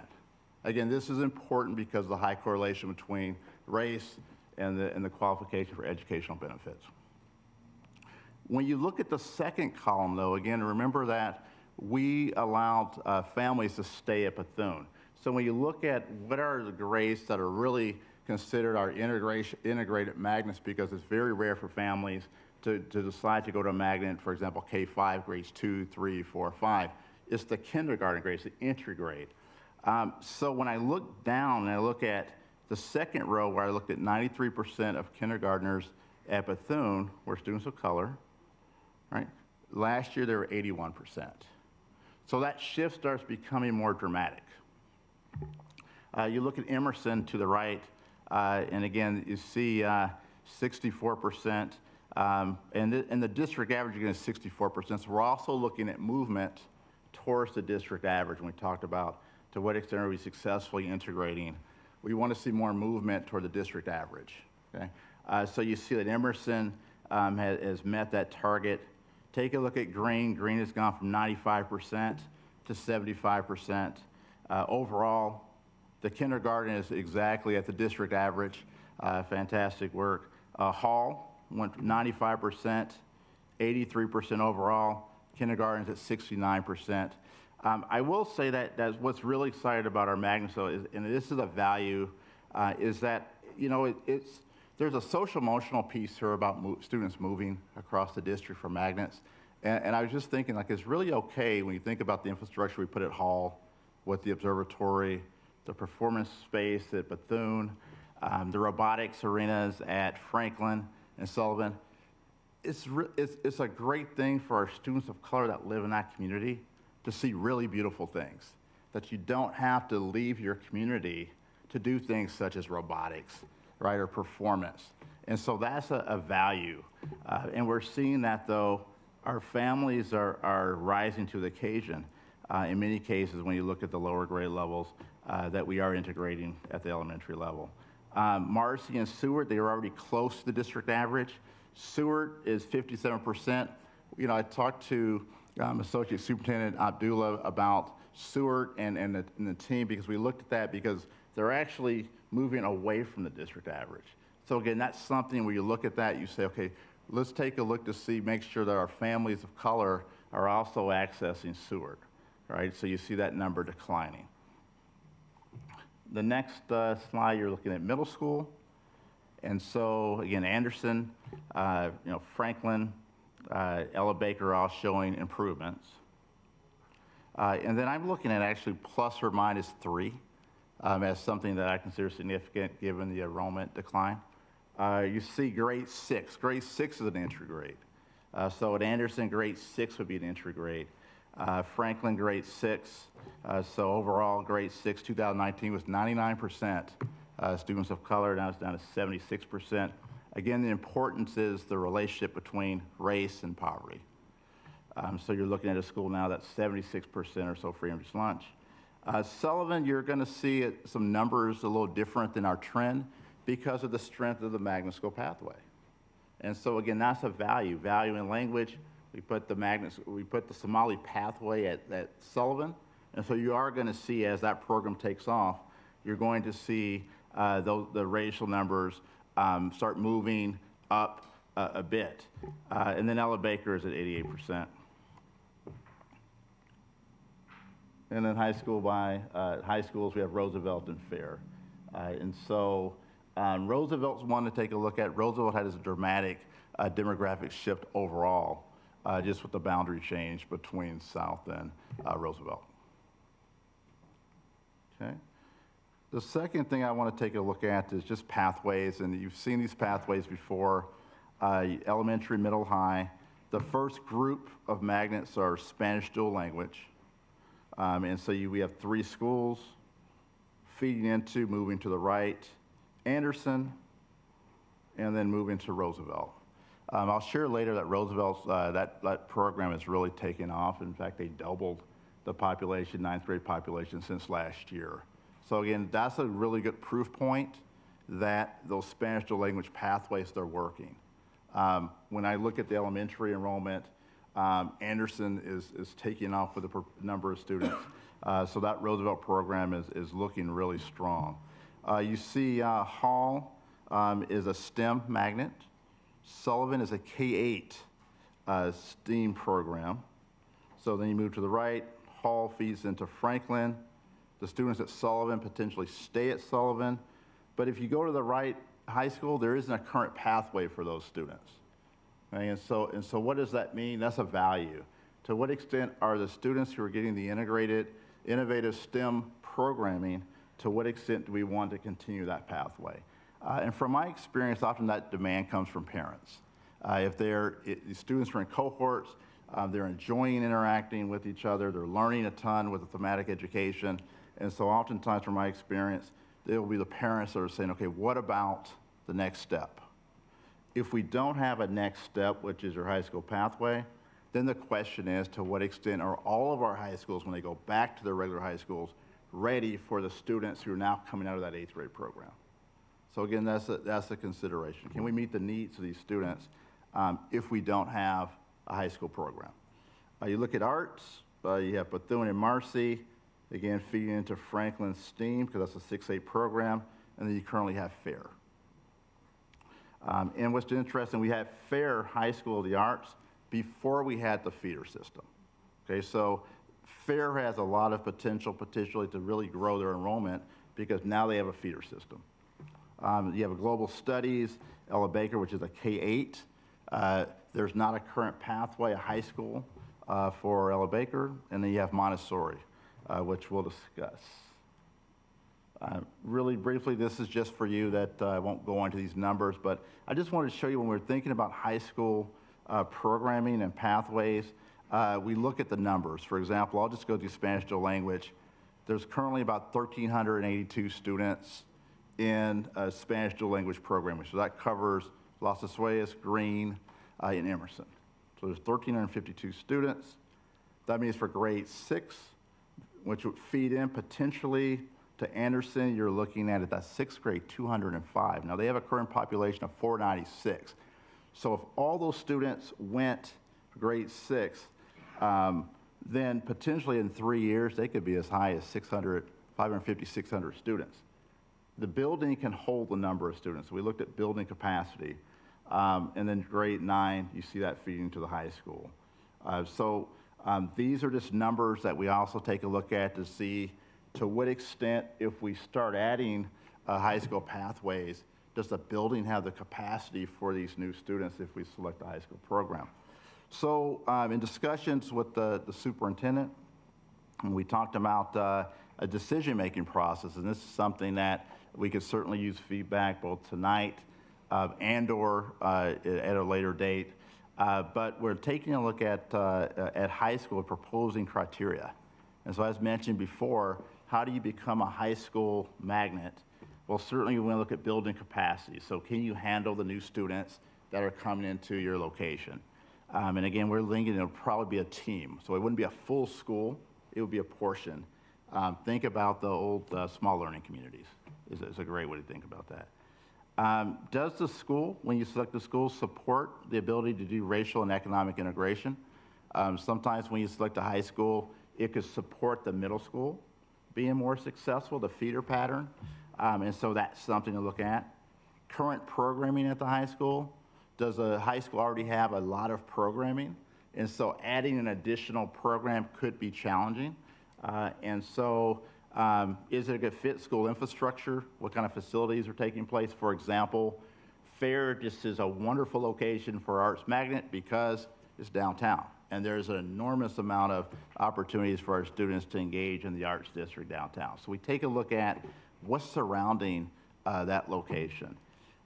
Support for the program. So we talked about the fact that we're not going to just do this to the school. We're not going to just place a program, but there'll be a series of conversations with the school, with the leadership, the community, the students to see if they even want the program.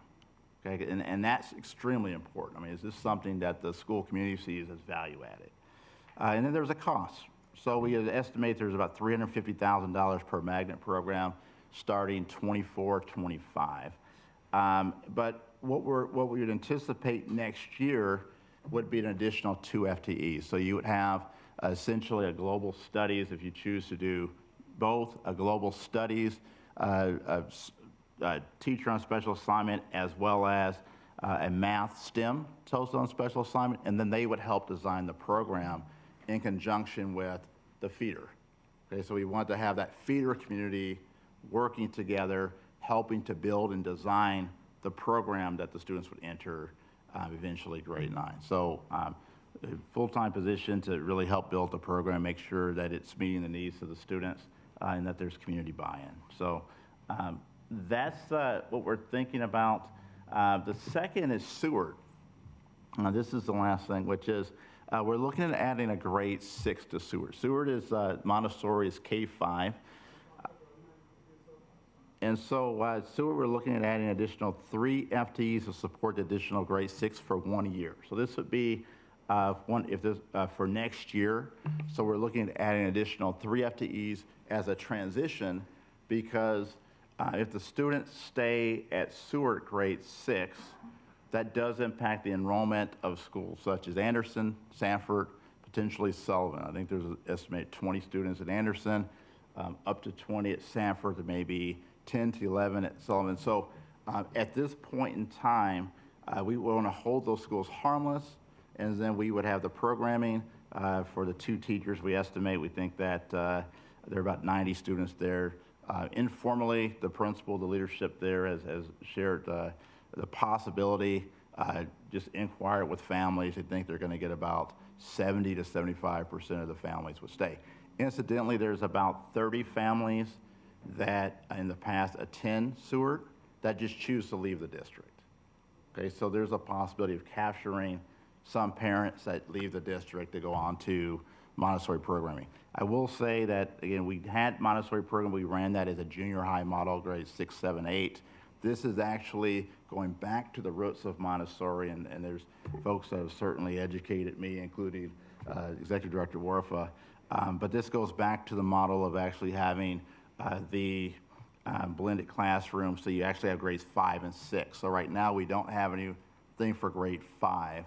And what we see with the academic data is there's a significant decrease. So we've been operating outside of the model, and you start seeing academically a decline, and particularly in science, so math and science. And so if you go back to the model, and we talk to national experts, we will expect to see some improved academics at that grade 5. The other grade levels are holding strong, but that is a recommendation from the building staff as well as the national experts to add a grade 6 and have a 5-6 blended.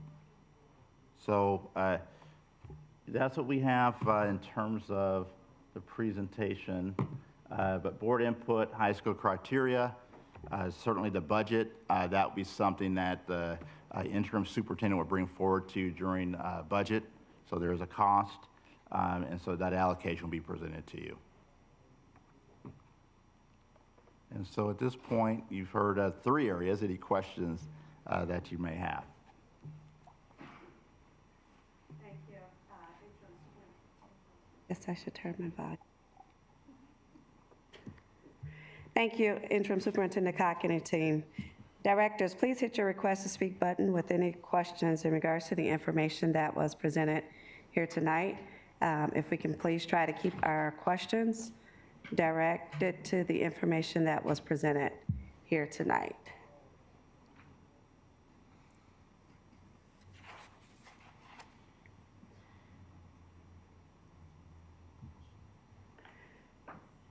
Director Norvell?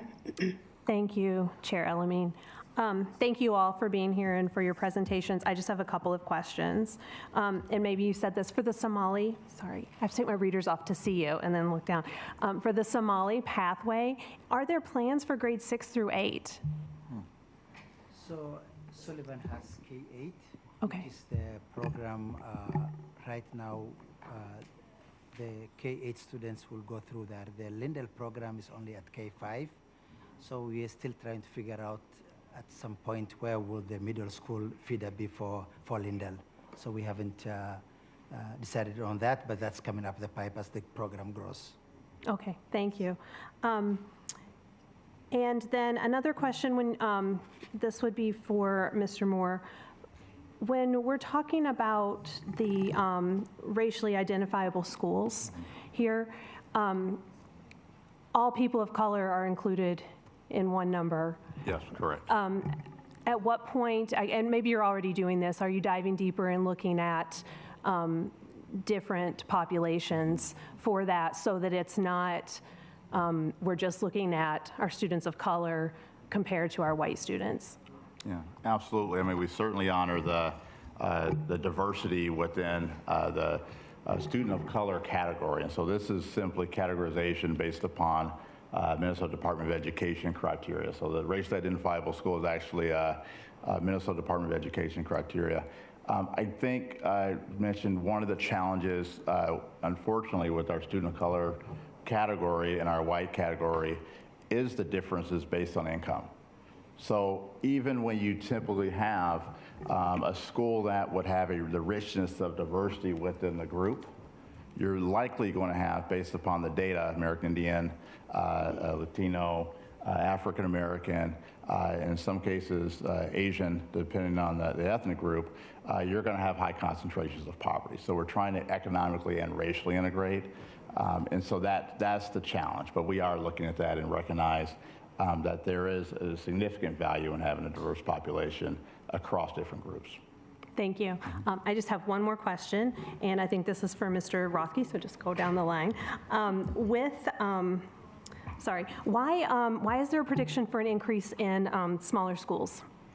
There's an increase in, we're increasing by 2 smaller schools because we have declining enrollment in our schools. Okay. Thank you. Yep. Director Surreal. Thank you, Madam Chair. Thank you for the presentation. And I do have mixed feelings and emotions. So I understand I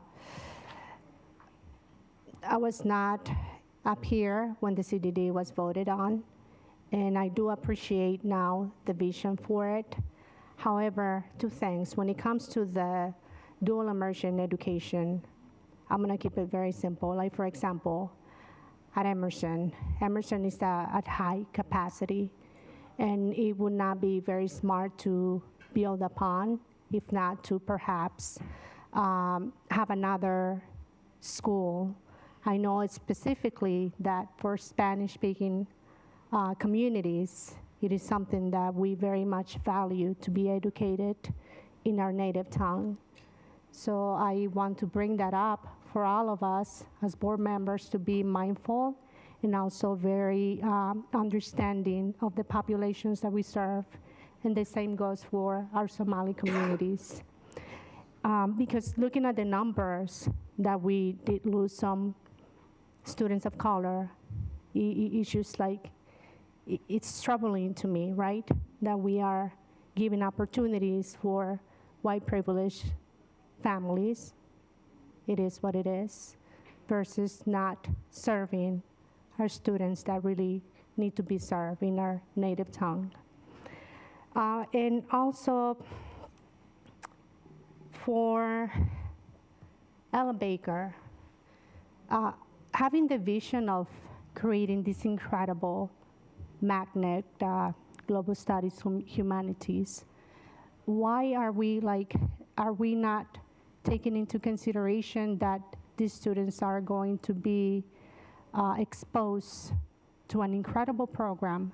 However, there's no pathway for them for high school. That just doesn't settle well either. And that is one of the schools in my district and our home school as well, that my youngest nephew attends. So it just feels that we have good intentions. However, we must complete this pathway in order for us to really feel that we are being successful serving these families. So more than questions, it was just really comments. Thank you. And I would like to get this, what is the vision? And it will be a question to you in terms of superintendent of what are the opportunities, or is it something that we're gonna just listen to and then not resolve? Thank you.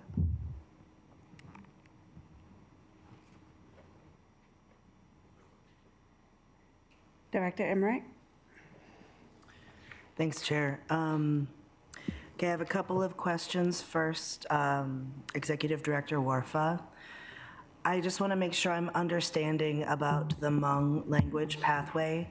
I know that you said that it's programmatically more like the Spanish dual language in terms of the percentage of the day being delivered in Hmong, starting at 80 and then being decreased to 50 eventually, right?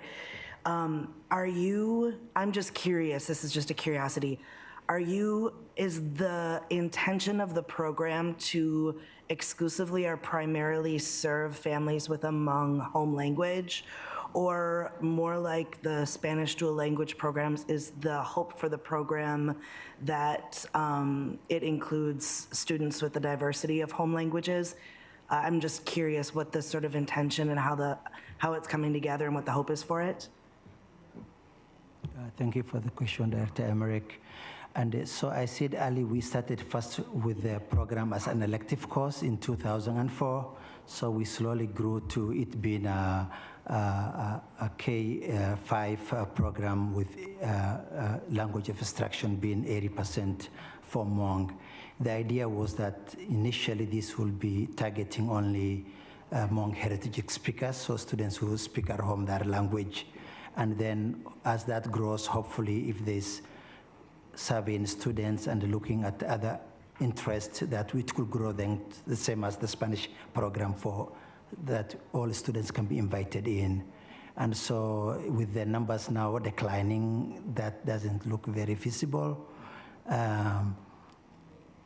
it looks more similar to the Somali language program, that a heritage language elective program might be better suited, just because also in terms of looking at costs, we have other communities coming up. So our Afghan newcomer students now, last year we started at 10 students, and now they are at 260, all of them ELL, and it's almost similar number to our Hmong EL numbers, so they're already coming at par. And then, of course, other communities coming through the pipeline. We have significant Vietnamese numbers, and then Oromo, and so then I think the deliberation for us was that are we more likely to have more heritage language cultures to a variety of language communities than if the numbers weren't as small, it will not have been a problem. It will be like the Spanish program that is growing big, and I think the attraction for that is that more non-Spanish speaking, every kind of person wants to do that, is seen as a more international language that more countries speak, and so there's that bigger interest than the small, less commonly languages spoken. And so that's the issue. And just to get back to Director Cirillo's point, we were really, really intentional about the numbers for students for the dual language program.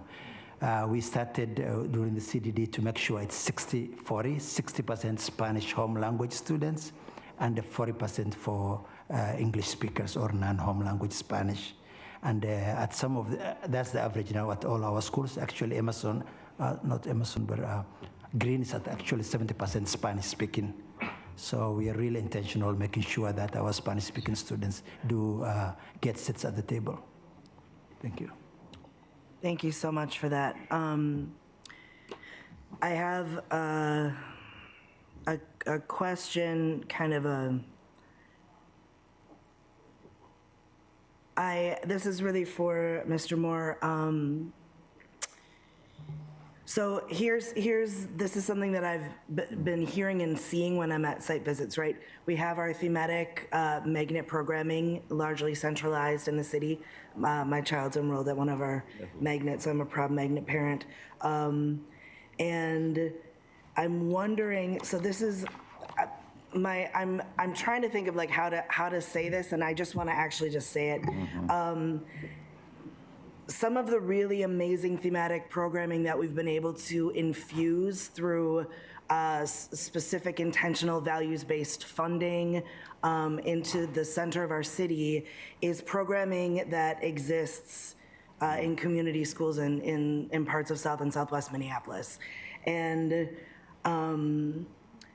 I wonder a lot how we actually live out as a district our value of putting the best of this programming that as a city we offer. Now, I'm not saying the only place where there's great schools, right? All of our schools should be great schools. But when we're talking about the specific thematic magnet programming, when we are saying because our values are to put that at the center of our city, where there's more equity in terms of access, and we're more likely to have representation in those buildings like our district, how are we contending with fundraising and, community wealth and access that exists in parts of South and Southwest Minneapolis that's just going to make sure that everybody's got great STEAM and everybody's got great arts? And you know what I'm saying? Like, how are we doing that?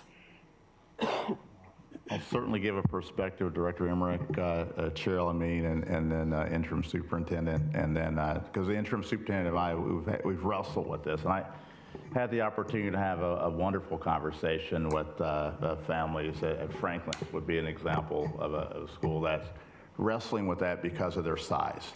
And as Director Recchi talked about, small schools, so Franklin would be identified as a small middle school. So they're contending as a function of being a small middle school with a number of students, they may be more challenged to have the same type of program just by the number of students enrolled as an Anthony or a Page or a Sanford. Okay, so families wanting to go for the integration and the excitement of the program, but schools across the city may have the ability to fundraise, or as a function of number of students, have the same or better programming. And so those are conversations we're having about, and certainly, Executive Director Warfa, please jump in, but certainly, you know, about schedule. So can you do some innovative things around schedule? Can you have some innovative partnerships that perhaps other areas of the city may not have? And then may they need to have an increased subsidy or some additional resources if, after doing those things, there's still inequities? Then that's the conversation that we're wrestling with. And again, that's a value, Director Emmerich, and it comes with a cost. But that has to do, again, with the small school subsidy conversation, because if you have a middle school with 350 students compared to a middle school with 1,000 students, then you're going to have more programming. But what does that mean when that 350 student middle school is 80% or more students of color, and 80% or more students who qualify for education benefits? So that's certainly an equity issue, and I appreciate you bringing that up. And those conversations are happening, and so that may be part of the consideration, budget considerations coming forward. But I would anticipate there's a number of additional things that coming forward, you know, relative to achievement and other things. But that is something that we are aware of. Because, you know, the feeder is into a Franklin, for example, would be a Marcy. Okay, and so those families have choices to make, as well as Hall. The other consideration, if you look at Ella Baker and Sullivan, those are small middle schools. Okay, so they're going to be middle schools under 300 because they're K-8, 6, 7, 8. So as part of the comprehensive district design, we recognize that those students at small middle schools do not have the same opportunities as a larger middle school. So those schools are actually getting a $400,000 subsidy, small school, so that they don't have to dip into their special funding for things such as music, language, et cetera. So there's a small school component there. Again, Ella Baker and Sullivan have small schools, middle schools under 300, around 300, so they're getting additional dollars. But there's a cost, and I think when we looked at the small schools, go from 13 to 15, those are subsidies in order to offer the same type of programming as a school that has 400 students or 500, or a middle school that has 1,000. So that is a consideration that we're taking a hard look at, and I think that will be a recommendation at some point in some capacity. Thank you. That was actually my next question, is currently how many of our magnets are small schools? You would have to take a look at the list. I think offhand, because they are in predominantly racially identifiable schools that in some cases had declined enrollment prior to the CDs. You're looking at Hall, Bethune, and on North Minneapolis, and feeding into Franklin. So those three schools would be considered small schools, or schools that would require subsidies of some sort. Marcy has the enrollment. Ella Baker has a middle school, so they're K-8, so all K-8s are considered small schools because they typically are under 400 students. And this is the challenge of K-8. So Sullivan and Ella Baker receive a subsidy. You know, I think from a high school standpoint, fares at around 400. You typically want your high schools to be ideally 600 is the minimum. So FAIR would be one to take a look at in terms of programming. You know, high schools, you know, they're offering some unique things. Their enrollment actually doubled over the past 2 years. FAIR's did? Their ninth grade, yes. Okay. So FAIR is moving. All of the dual language programs, I mean, they're running. So you have Emerson Green, they're at capacity, as Director Cirillo mentioned. Anderson, I think they're easily going to be at about 600 soon, maybe in the next year or two. When I just look at the numbers, they have 205 students, for example, fifth grade coming from. So that feeder system's strong. Roosevelt, they have a small team. They were at 43, 44 students last year. They're going to, the year before, they're at 87 this year. I think they could easily be at 100, 120, you think? Yeah, so, but we can get you a list. But you know, I think, yeah, Montessori, I mean, Seward has a really strong enrollment. So primary North Minneapolis, and then I think when you're looking at your K-8s, then as a function of being a K-8, you're going to have a small middle school with potentially less opportunities. Finally, I just wanted to thank you all for the next steps in the presentation. I really, really like that. Those sort of discussion questions to leave the board with at the end of your presentation. I love that. Thank you so much. Director Ferrari.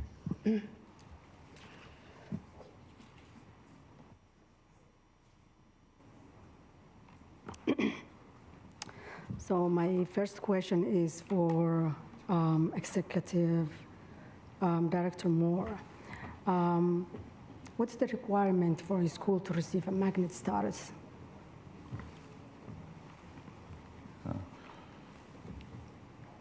You know, there's a number of pieces. So, for example, a STEM magnet, we'd be looking at space. So we looked at the STEM pathway.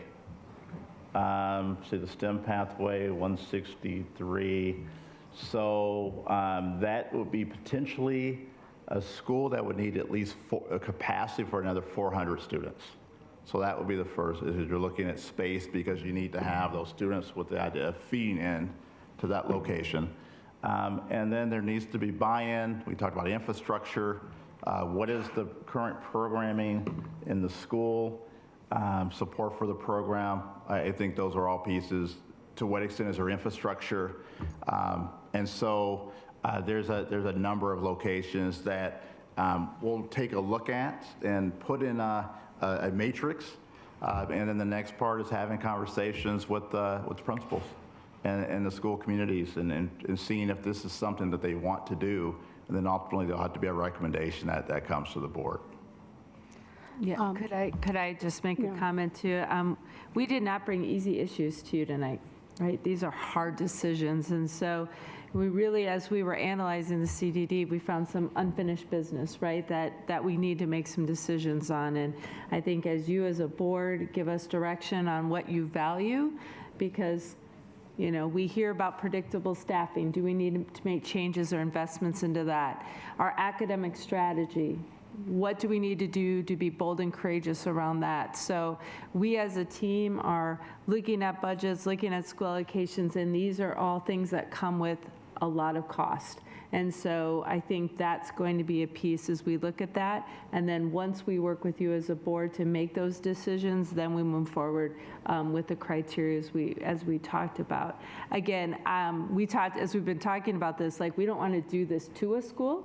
We want to do this in partnership with our principals. And so we want to make sure we are making, if we do decide to continue into high school magnets and make that decision, it really is about working with the school community through site councils, community stakeholders, and the principal to decide who's interested and then making some of those choices based on some of these proposed ideas.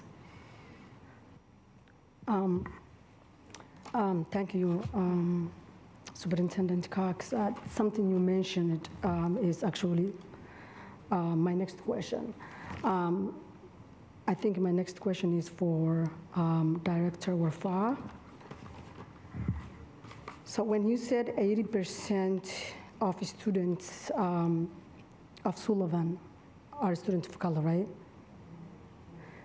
What percentage of those students are Somali speaking? Close to Somali speaking.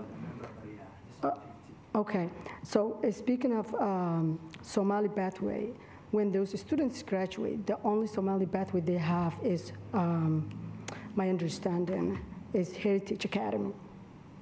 Is that correct? So we have Somali World Language courses both at South High School and at Heritage. So students from Sullivan, when we get to them graduating with some Somali World Language classes or proficiency in their language at 8th grade, and hopefully Heritage doesn't have a feeder school right now, but because our high school's transportation is by city buses, students who want to choose to continue with that language pathway might go to Heritage or South High School, as both have the Somali One language classes there. Oh, okay, thank you. You're welcome. I was just going to add, for Heritage, we also have a STEM program. And so we have a STEM program with students taking robotics. They have partnerships with the University of Minnesota, and we have a team that comes there, and I think Principal Husseini works closely also with the Sullivan School to have students who are now taking the STEM courses at learning STEM in Sullivan. They visit the school, and he's working on having that close collaboration with that school. And so it's not officially a magnet school at Heritage, but they do have the program, and are supported as such. Yeah. You know? I can just add, I mean, that's an example. So just using it as an example for criteria. So building capacity, do they have? Yes.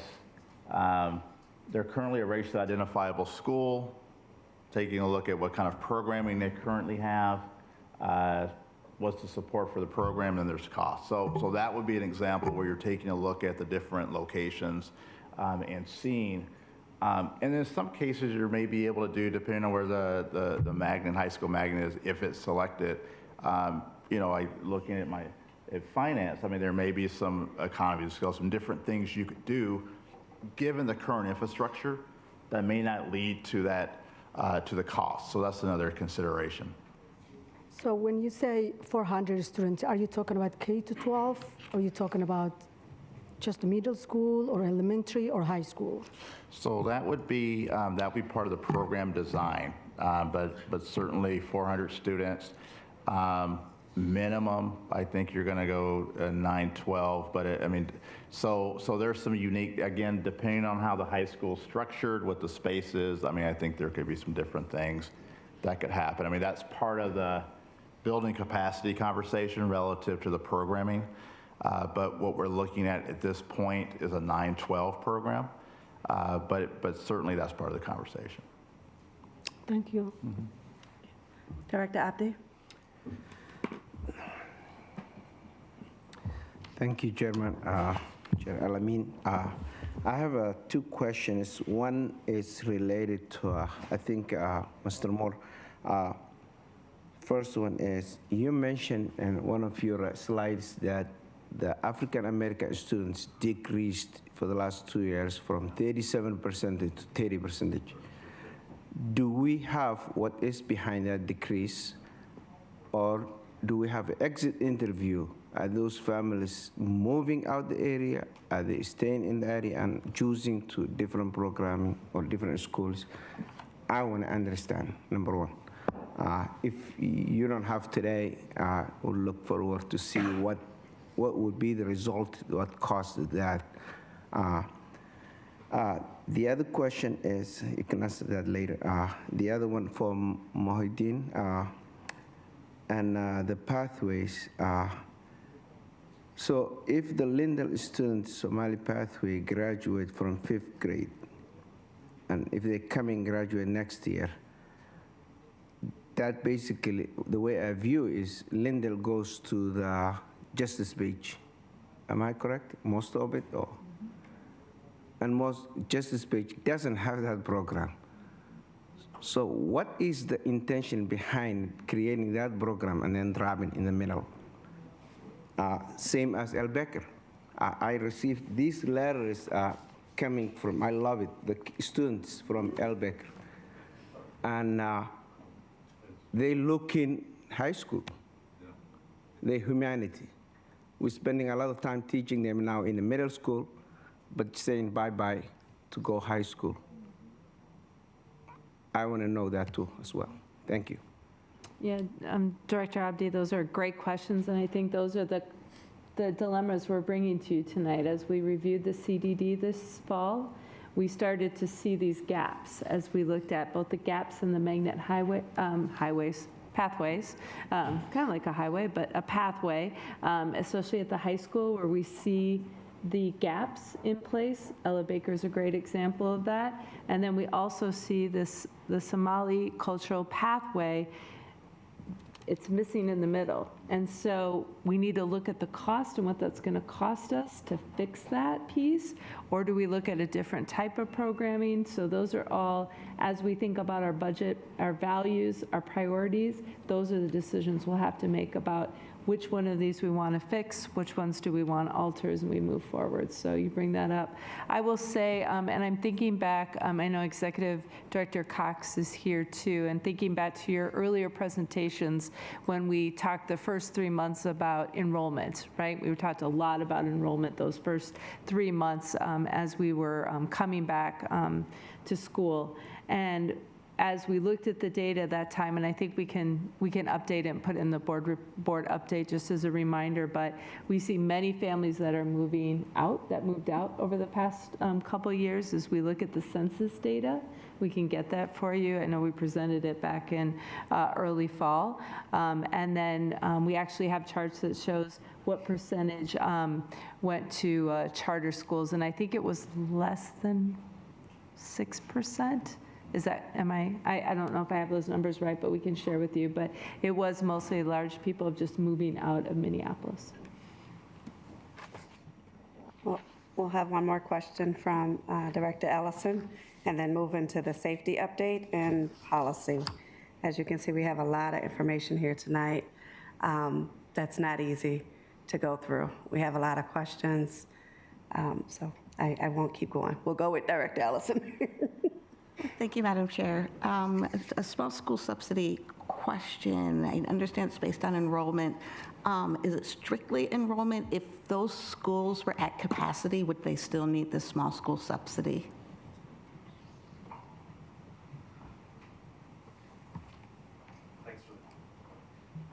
Thanks for the question. Yes, it's based purely on enrollment.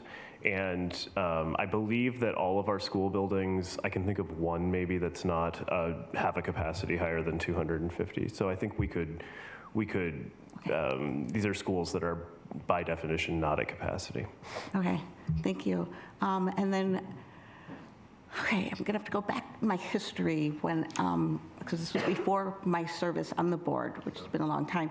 When we redesigned North, for lack of a better word, we've talked about small schools. And the first small school was arts and communications. The second small school, I believe, was a STEM. And I understand that, site councils kind of decide what programming they want in their community, but is that a consideration? Thank you. Yeah, Director Ellison, of course, we really look to our principals and site councils to provide that leadership and that programming at their site. It's our understanding that right now North has a STEM focus and an arts focus, but they are not considered magnets at this time. Yeah. Director Jordan. Thank you, Charles. Alameen, I'll be really brief.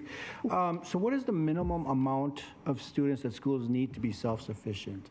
When I first came on the board, it was 350, and that's schools that are self-sufficient, separate from receiving title funding. That's just the amount of kids in the school just to open up the building.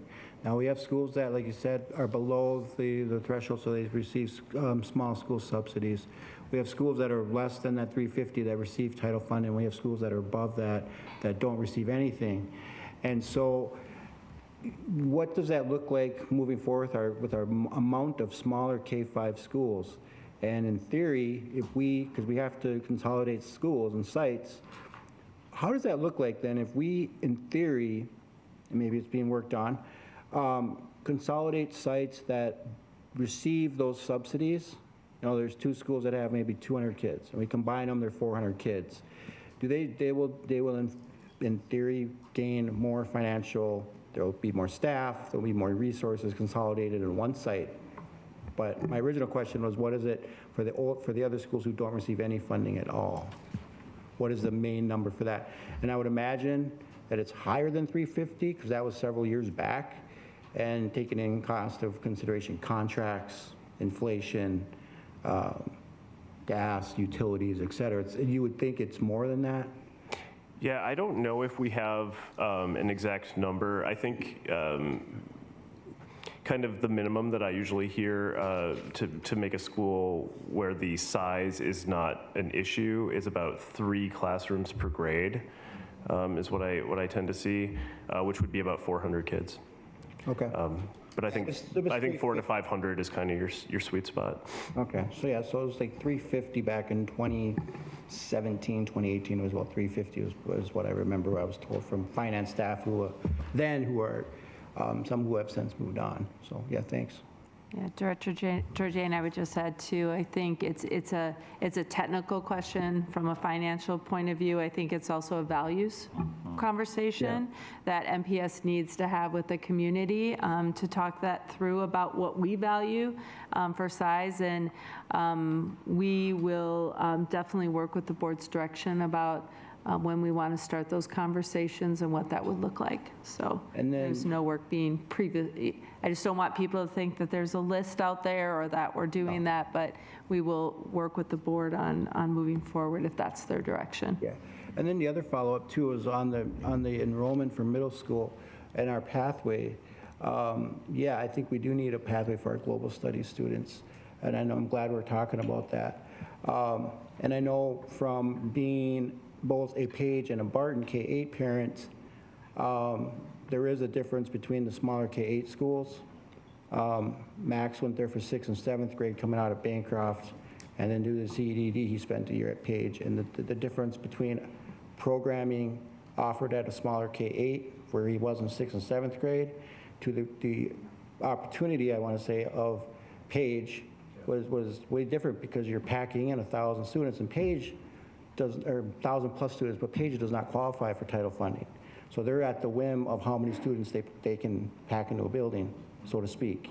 So you're at the mercy of the goodwill of people who can volunteer their time, their expertise, their knowledge, because they don't have those additional funds that draw in from a smaller K-8 school that they did have at Barton. And Lizzie, my daughter Elizabeth experienced the same thing. She spent 6th grade at Page, and then 7th and 8th at Barton, and then in high school. So I've seen it from both sides, from the point of view of both sides. Like K-8 at Barton in the middle school, they didn't offer nowhere near amount of the languages that we offer, except that's always the big one that people, and you know that's the one that people always brought up. What about world languages? What about, and whatnot. So I think moving forward, with the case that you mentioned too, making sure that they have those supports, because I think it's important. I still disagree with the CDD in removing K-8s entirely. I think we misled the public on that, because I know there's people who are no longer in this room that said, don't worry about your K-8s, we're not going to touch K-8s, and we did. And I think some people, that wasn't me, and then, I was not one of them. But I think we misled the public on that, and I think that's one area where we do need to rebuild trust when we say we're not going to touch these schools, or we're not going to touch this program. And we need to really mean what we say, because there's a lot of people that were really mad about what happened to our K-8s, because there are people on this board who are no longer on this board who flat out said that in board meetings. Don't worry about your K-8s. We're not going to touch them. So that's one reason why we do have mistrust in our school district. Is if we sit up here. Director Jordan, I'm sorry, but can we have to still just go? Yes, okay. If you let me finish, I'll be done here. Thank you. Thank you. Yeah, thank you. So my point being is when we're talking about enrollment and programming moving forward, that we continue to have support for our K-8 schools and their small school subsidies. So that was my point. Thank you. Again, lots of information, but we're going to try to move us into the budget update. Superintendent, if you and the team can dive right into that information. And again, we'll hold questions until after the presentation. Thank you, Chair Elmine. Thank you. I'm sorry, Director Elmine, the interim superintendent. I'm very remiss. I apologize. I didn't have a chance to acknowledge Associate Superintendent Abdullah, who's really doing incredible work with the magnet schools. I just wanted to acknowledge his work. Has been a fantastic teammate, so thank you, as well as Deputy Rollinger. So this is a fantastic team, so I just wanted to acknowledge them. fail to do that. Thank you so much. So after some 4 weeks and reviewing nearly 60 presentations, the MPS Budget Alignment Committee is very close to getting budgets for the 2023-24 school year out to our schools. Remember, school budgets are sent first, then departments receive their allocations after that. I must tell you that our budget processing this year, which we did priority-based budgeting, has been an eye-opening experience for the 9 leaders on the committee. The thorough process of review has provided enormous insights on ways to better impact students. All budget activities were evaluated based on being A, required by law, essential to operate in the school district, and then strategically aligned with our mission. I really want to thank the 9 individuals who took this journey with me and to the hundreds of employees who reviewed and prepared their budget information this year in alignment with our strategic plan. I'll now turn it over to Tom Rofke, who will provide a more detailed update on both the budgeting process for next school year as well as preparation for longer range needed planning steps. Again, we're happy, Chair Elamine, to take questions after the presentation. Tom, please go ahead. Thank you, Interim Superintendent Cox. So yes, we have been taking a very deep dive into our central office budget, especially over the last month or so. It was a process that we had hoped to wrap up in 2 weeks, and we're going on 4, because it turns out that people have a lot to say about the programs that they operate.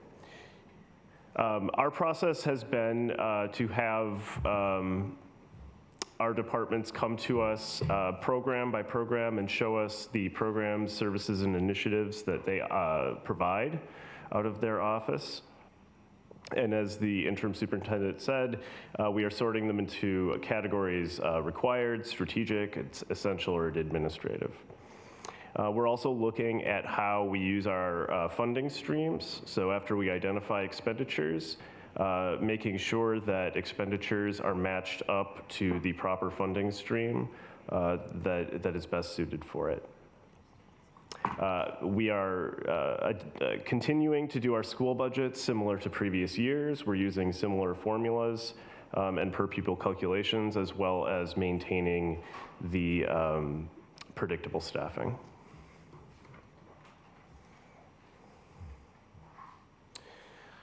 So timeline, we started in mid-January reviewing presentations.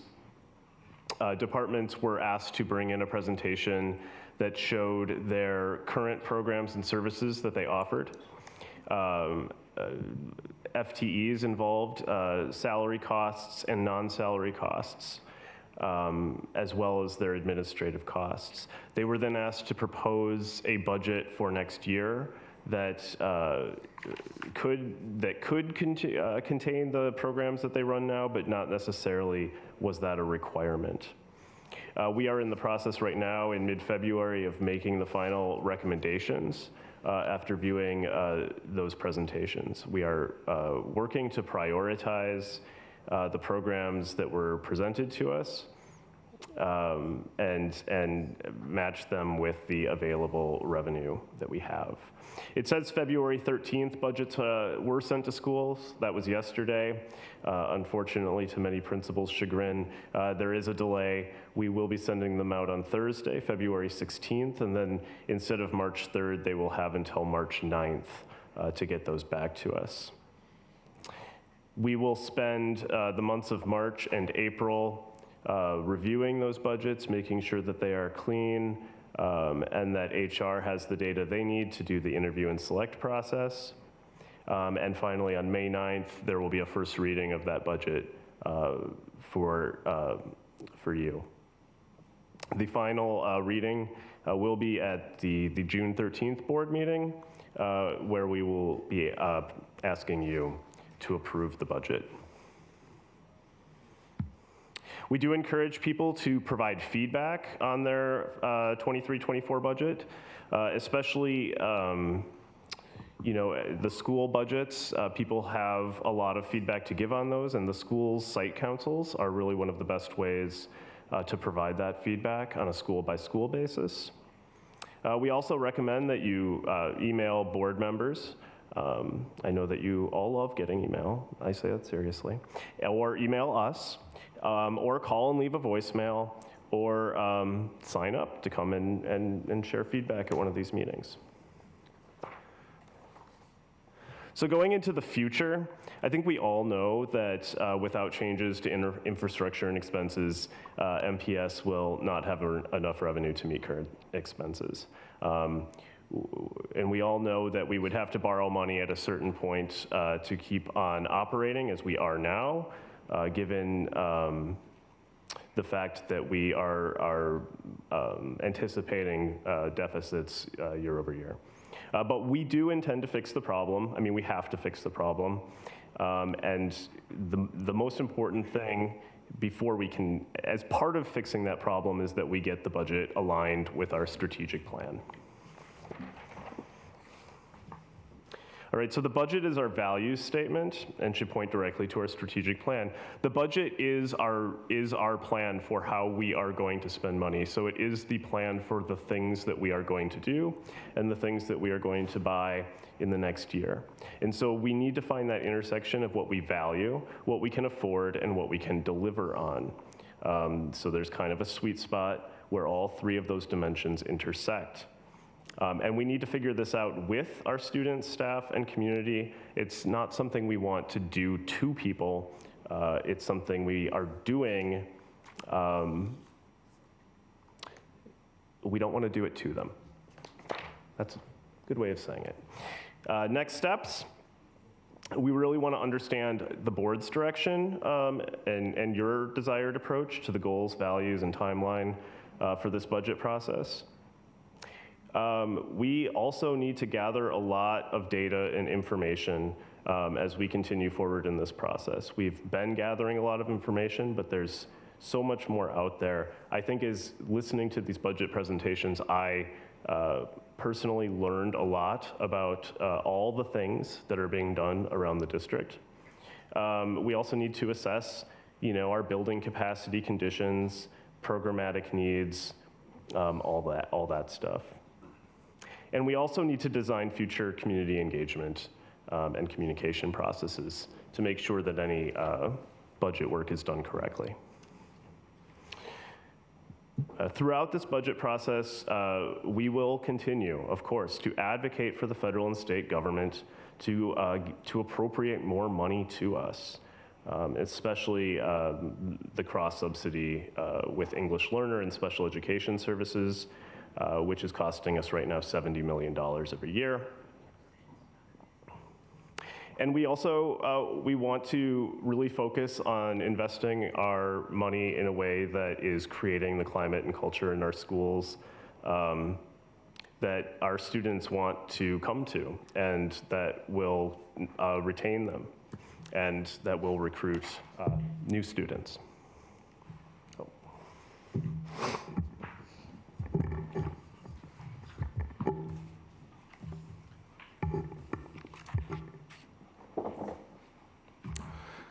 Good evening, board directors. Good evening, Interim Superintendent Cox. Thanks everyone for being here. Friends online, thanks for making these your reservations for tonight. Glad you're here. Thank you for our board members, especially recognizing you this month. Appreciate your time, your effort over the years for being dedicated to Minneapolis Public Schools. I'm going to take some time to share about the Achievement Integration Plan and Budget, to give you an overview and just give you an update on progress on how things are coming along with the budget and plan. I'll start with an overview of the Achievement Integration Budget, what it is. So giving you that understanding of Achievement Integration. It's a statewide program through Department of Education, and so schools throughout Minnesota receive Achievement Integration funding. And the goal of the funds is integration, so establish racial and economic integration, increase student academic achievement, equitable educational opportunities, increase access to effective and diverse teaching staff. So just having that as a background for the goal of the funding. Unfortunately, in our country, there was a time of segregation. And so when we say segregation, that means students were not allowed to go to school together with people from different racial backgrounds. My dad grew up going to school in the United States. He went to a segregated elementary school. And so being mindful that's something that happened right here in our country, in our own state, in our own city. And so the goal of achievement integration is to be mindful of how we can make schools more desegregated, more integrated, not just racially, but looking at socioeconomic. And so this plan falls in line with doing that. So increasing racial and economic integration, reducing the achievement disparities, so how students are achieving, performing in school, and then also shared access to effective and diverse teaching staff. So just giving you some mindset understanding of the funds, what are some of the things that it can, what's allowable for the funds to be used for. And so one of the key things is the strategies that are directly in the achievement integration plan. So that's where our funds go to, that we utilize for achievement integration. And then you see the different types of programs that are approved through achievement integration. So it includes integrated learning environments, family engagement initiatives, a lot of the integration and support for post-secondary, so college and career readiness programs. Those are ways to reduce what I call opportunity gaps as well for students who may not have had as much exposure or access to post-secondary or get the support they need to get to those post-secondary opportunities. You'll see also professional development, and the language talks about recruitment, retention of diverse staff. And then just for understanding the way the funds can be used, 80% is a direct student services, so directly supporting, connecting students.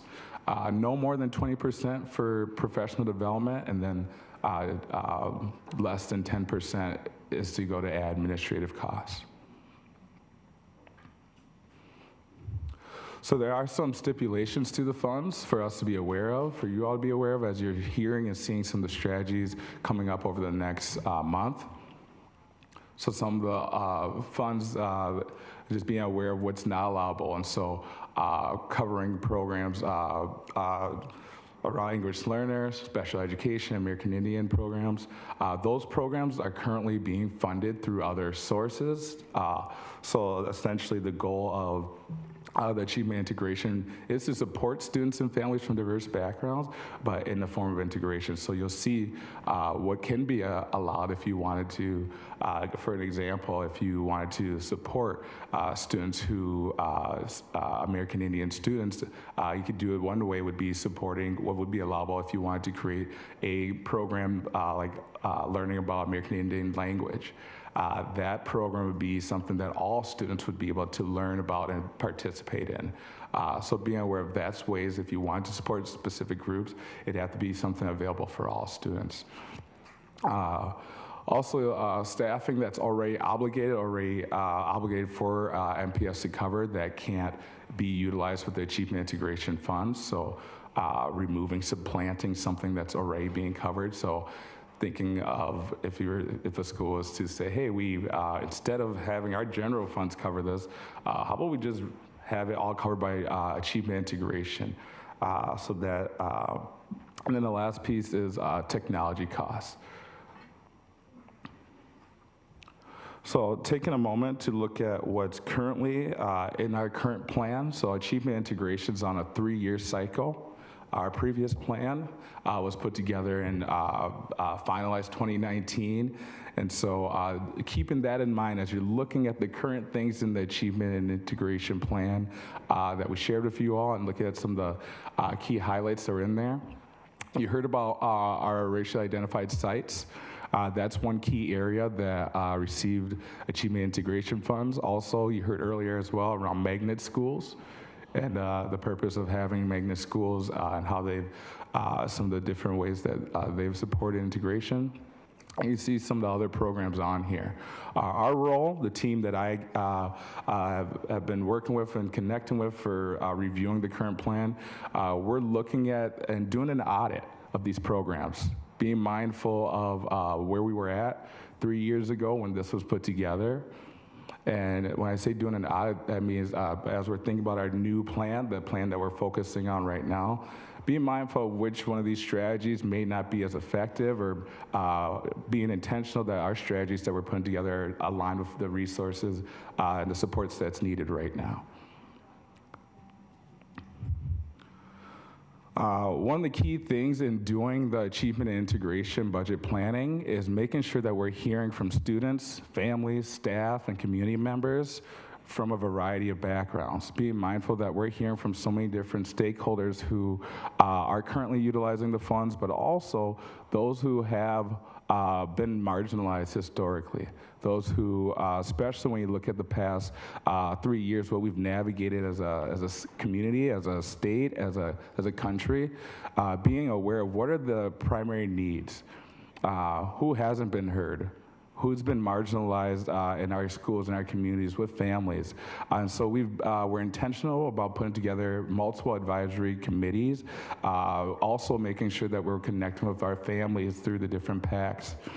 We spent time connecting with different departments here in Minneapolis, connecting with different groups to make sure that we're hearing what are the needs right now where we're at. And so you see some of the feedback that we received based off of the feedback, based off the meetings that we had, the advisory groups that we met with. So you'll see teachers of color in classroom. I remember hearing that directly from, in our advisory committee, from parents. Multiple parents of color were in that space.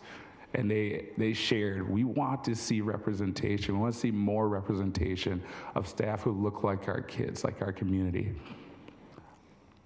We also heard a desire and need for future planning, helping students with road mapping. What are you looking to do? What are exposure opportunities? Helping students be able to make the connection between their currently academic progress and post-secondary. What is there out there for me? What are my career interests? We also heard about family engagement. Families wanted to feel more connected, more engaged, more times for communication, more times for events to celebrate their identities and their cultures. So these are some things that we are definitely using to guide the work that we're doing for putting together the upcoming plan. We're also being intentional to align with the district strategic plan, some of the goals around school and district climate, supporting academics, and making sure that students are feeling and noticing that they're heard, their identities are uplifted. So that's why we're being mindful of this new plan, how we can do some of that.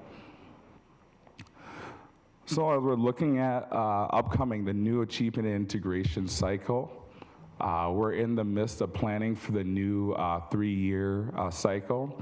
We have received an estimate for the upcoming year. So 2023, 2024 year, that estimate is a little over $13 million. So just giving you some background around kind of like show me the money, how much it'll be. I think give me that idea of what's the estimate coming up. And also, I take it serious. That's a significant amount of money. And so being really intentional and delicate and thoughtful of how we're spending these funds is no light amount. It makes an impact, and especially being mindful of how we can make an impact for the areas and communities that are most needing this support. And so these are just some areas that we're in early stages of planning. We're right now in the planning stage of putting together our new achievement integration budget and strategies. And so you see a list here of some of the things that we are, as we're hearing, we're going to start, we're in the process of putting on our radar, prioritizing. So being mindful of our racially identifiable schools that will be funding and supporting moving forward. You heard about the academic programming. So that's your magnet sites. That'll be a part of that. Also, we'll continue with supporting our staff through professional development. We want to make sure we're intentional about providing professional development for staff as they're interacting with students. Making sure that we're providing strategies for developing social emotional learning strategies for students, restorative practices. We want to make sure we continue to support our staff in building those skills and being reflective on our practices for how we can continue to get better and hear our families and make those improvements. Another piece that, again, as you see as we round out, student and family community engagement support. We're very aware of the need for families to be seen, feel like they're welcomed at our schools, like their identities are valued. And so not just feel like it, but know it, how we're modeling it and how we're supporting families. So we plan to have more focus on how we can partner and do more community engagement and support. Here's a timeline for the upcoming plan. So we're in the last year of the current Achievement Integration Plan. So it ends out this July. The new plan will start then, and it'll go for 3 years. So 2023, 24 will be the first year of it, and the last year will be 25, 26. I want to make sure to give you a timeline and be open and communicate and hear feedback from you all as we're in this stage of putting together the Achievement Integration Plan and budget.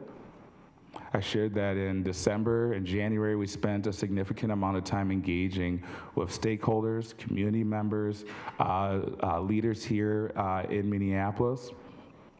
The season we're in right now is working to put together those plans, making sure they're aligned with the strategic plan, making sure they're aligning with the key areas of need that we have. The Hope coming up in the next couple of weeks, we're looking forward to sharing with you all an overview of that budget and plan, and also at the next meeting and presenting it to you all for voting on. And the plan is due March 15th. And so giving you that timeline of what's to come with the Achievement Integration Plan. So I'll pause and see if there's any questions. Thank you, Superintendent Cox and your team for the information. So directors, on the 28th, we will dive deeper into the finance piece that has been discussed here tonight. So I know we are kind of coming up on time, so I just want us to just try to, if you have questions, think about your questions and then the information that was presented, and then bring those back on the 28th for us to discuss as well, so we can have more time to really dive into the information and have the answers presented to us following up with those questions. So we will take a few questions here on the budget. I do want to just ask if Director Jourdain has anything that he wanted to add or questions behind the budget, since I kind of cut you short last time, just to give you an opportunity to speak again. So, no. Okay. Okay, thank you. Director Ferrari, we'll go ahead with you. Okay, give me 1 second. So.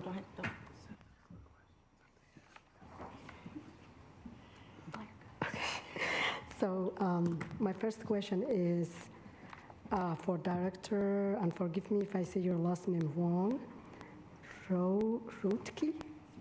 That's fine. Okay, thank you. So it's slide 34, on the third bullet, it says, can you explain a little bit of what you mean? Let me go back. Slide 34. We need to figure this out with students, staff, and community, not to do it to them. What do you exactly mean?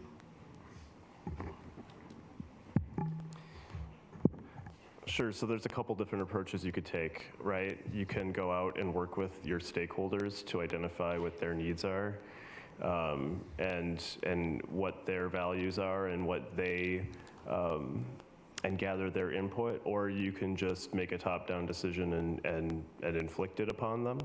I think what we're saying is that we want to make sure that we're listening to the stakeholders that will be impacted by this process, right? So that includes students, families, parents, neighborhoods, communities. You know, it's a list that goes on and on. We don't want, you know, we want this to be, I think, a joint effort where everybody is kind of on board.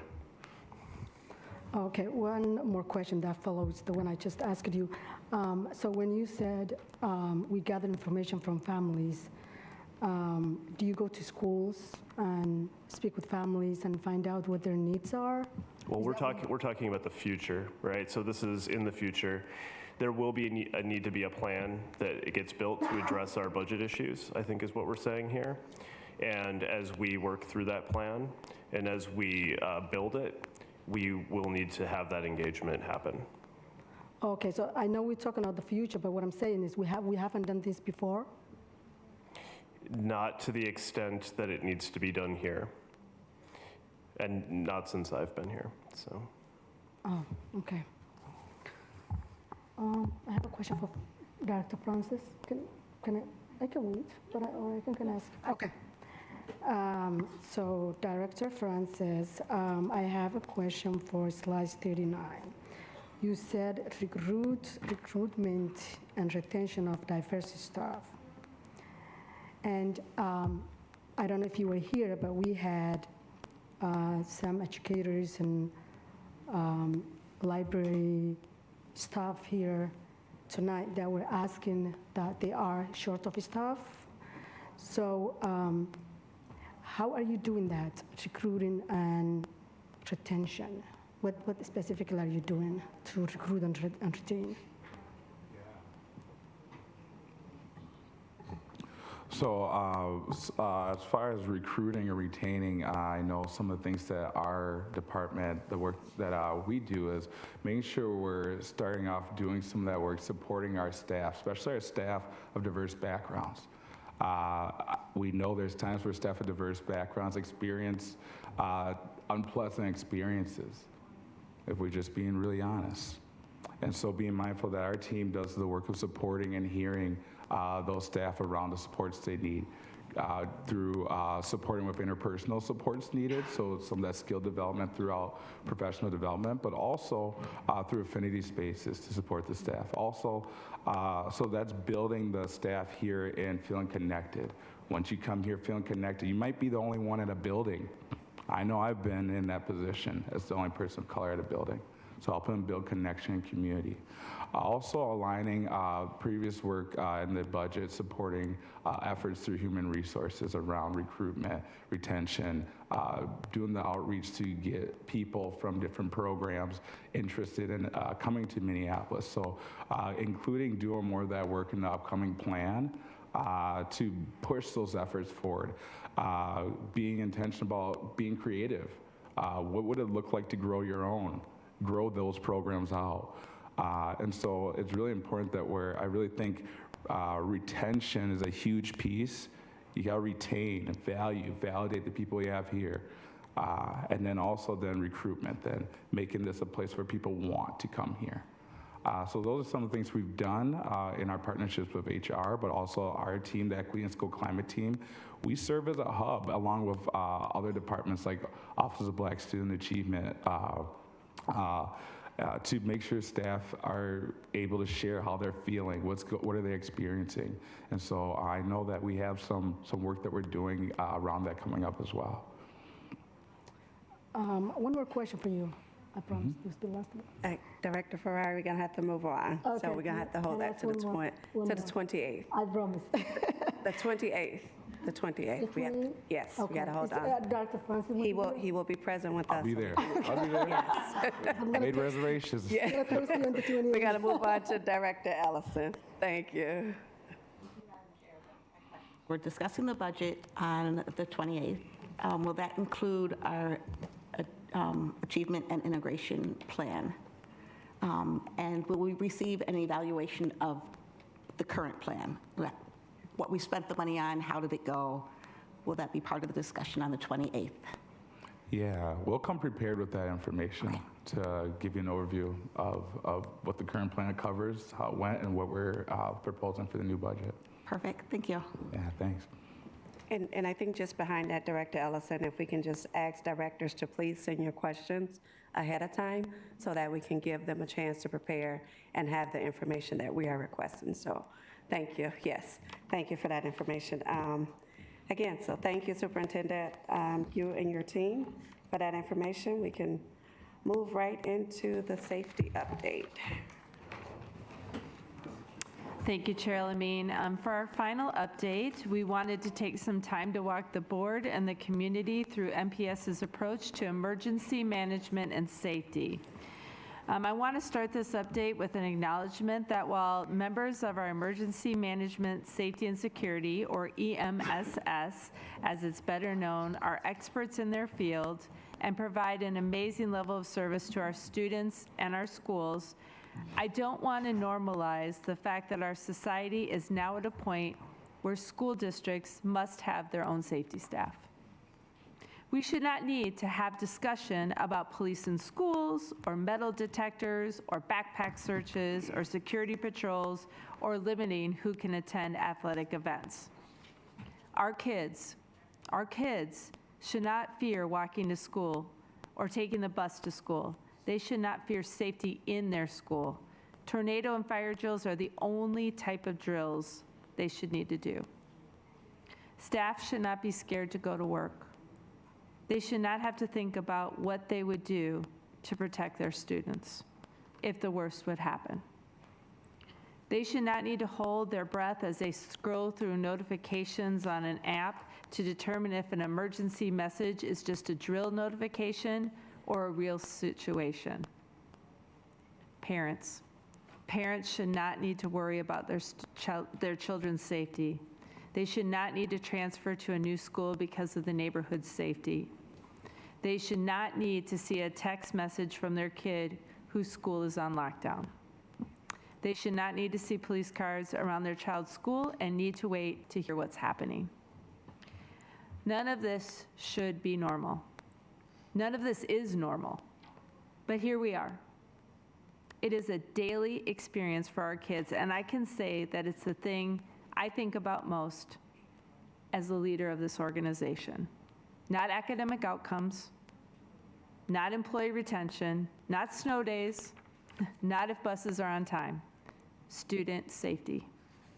Over the past 2 decades of my time here in Minneapolis Public Schools, I have seen our evolution as a society towards one that is more violent and one in which this violence has more often affected the daily lives of our students. As my predecessors and colleagues have repeatedly done, I again, in the strongest way possible, call for action from anyone who can make a change. Policymakers, community leaders, caregivers, anyone who can help us turn this trend around. We are educators, so we will never stop fighting for what's best for our students. But we shouldn't have to. We should be focused on teaching reading and math and science, but every educator I know spends as much time as I do thinking about their students' safety. Please join us. Please hear this plea before it's too late. Let us not again move on from a tragedy without doing everything we can to prevent the next one. We're lucky to have individuals you're about to hear from and their teams. They are skilled, they build relationships, they react quickly, and adapt constantly to support our kids and our colleagues. And while safety and security may be in their job title, student safety is all of our responsibility. Our collective inaction is why this is even a topic we must discuss. And only through our actions as leaders and community members and caregivers will we ever see a day where these jobs won't be necessary.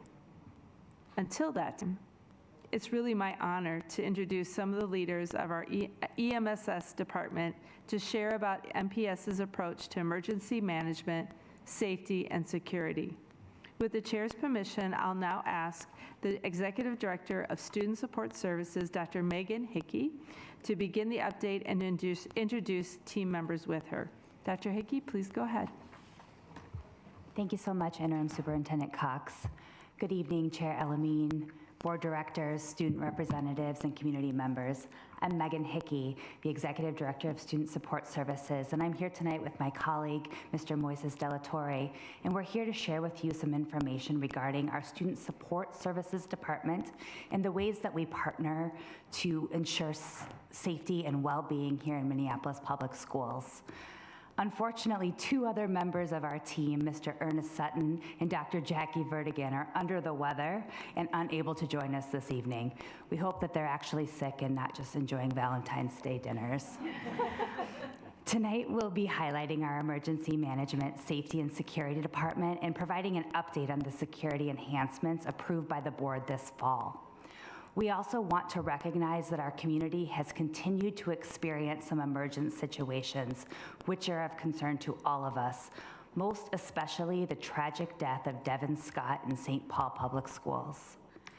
Many of these events are unsettling because they feel out of our control, and quite frankly, many of them are beyond the control of our schools and of the district.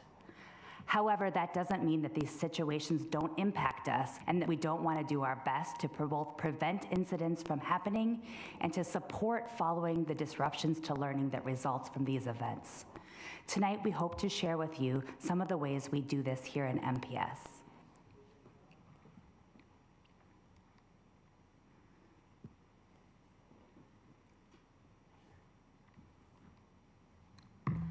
As you know, Minneapolis Public Schools is committed to student well-being and safety as part of our strategic plan. Best practices in student well-being and safety involve providing systems of care with students at the center. Efforts to improve school climate, safety, and learning are not separate endeavors. Our new Student Support Services Division seeks to create a comprehensive, cohesive approach that facilitates multidisciplinary collaboration. In our division, when considering student well-being and school safety and security, two critical departments are our mental health supports team and our emergency management, safety, and security team. We seek to integrate positive school climate and safety efforts with crisis prevention, mitigation, preparedness, response, and recovery. In order to do this work, Student Support Services, and specifically EMSS, collaborates with our other internal partners, such as facilities, athletics, special education, the General Counsel's Office, and senior leadership. We also partner with external agencies such as Hennepin County, the City of Minneapolis, and the Department of Justice, as well as families and, most importantly, our community.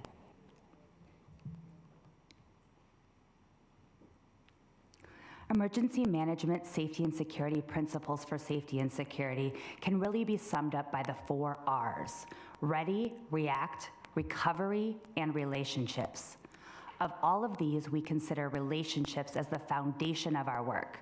Relationships put an emphasis on the importance of authentic engagement to build trust between students, staff, and caregivers. Authentic engagement requires making sure that every voice and perspective is heard. Ready is preparation and mitigation and commonly takes the form of emergency plans that are in place at every MPS site. This includes both training and collaboration. The REACT acronym guides our processes in the event that an emergency takes place and asks, how do we respond? R stands for recognize the situation. We coach sites to ask, what's going on? E is for evaluate. What options are available? A is for act. Here we determine what plan of action should be taken. C is for communicate. We work with our partners to determine to whom and how we should communicate. Finally, there's T for take inventory. How do we account for everyone or for all who were affected? The last R is recovery, which is the gradual process of supporting students and staff in returning to learning. Depending upon this situation, this includes collaboration with internal and external partners.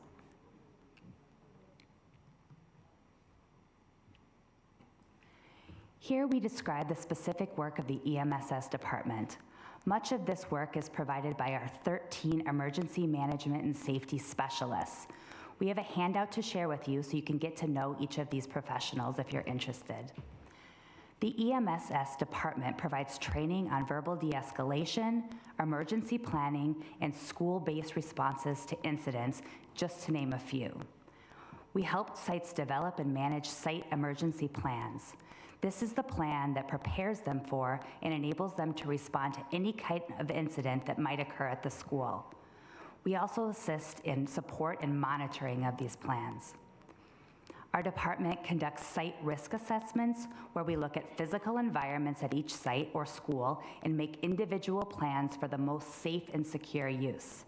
This often includes monitoring of locks, doors, and items such as cameras.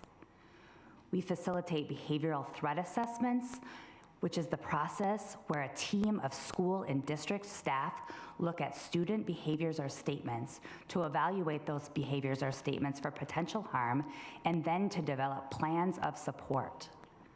We provide on-site support and coordination during critical incidents, and we also coordinate between internal and external partners, such as first responders, emergency operations, and senior leaders. Finally, we support through that critical incident recovery process.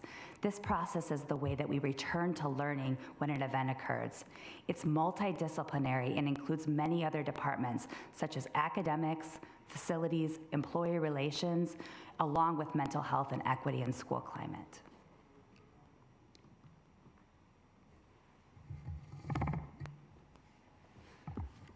Good afternoon, buenas tardes, buenas noches. Mi nombre es Moises de la Torre. My name is Moses Del Torre. I'm one of the emergency management, safety, and security managers. By description, I'm citywide, so I don't have the big high schools, but I'm all around the town. So I'll start with some tools of support. We have what's called Genetec, which is our alarm monitoring system, which also includes our camera monitoring system. Currently in the district, we have about 5,100 cameras to oversee all 74 sites, right? We have safe and secure entrances with our RFID badges. You know, that got pushed back during the pandemic, but we got to it and every site is up and running. What that included 700 card readers, which makes it easier for staff to come in and out of our buildings. Controlled access, like I mentioned there. School Gate Guardian, I think, is the greatest achievement we have right now. It's a universal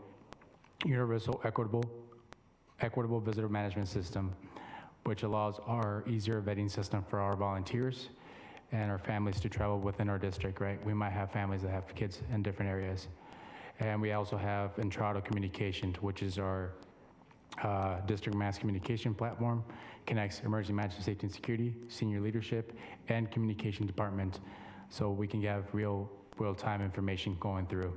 It also provides drill and incident documentation, and it also provides an emergency event management tool. Thanks.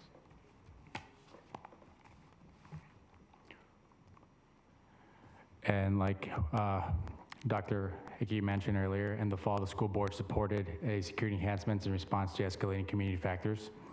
At that time, the board approved additional funding to provide 4 additional safety layers that work with our existing system and continue to support safe environments as being essential to learning.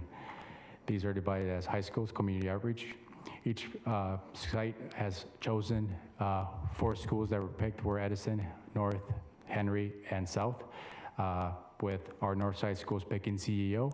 It's a community partnership, 25 hours a week, support at dismissal or arrival, and touch outreach was chosen for South.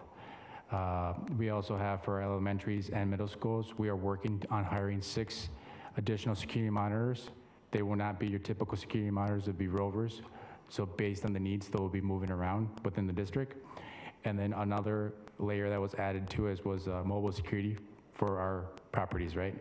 So Garda, which is our vendor that supports here at Davis, they're actively patrolling parking lots within MPS. They currently have 2 corridors, 2 routes. We have the Broadway corridor, and we have the South Side, which is the Lake Street corridor.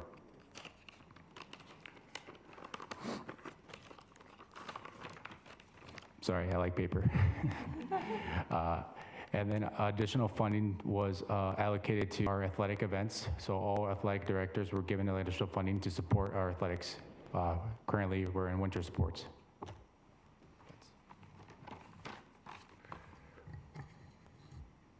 We're happy to take any questions or comments.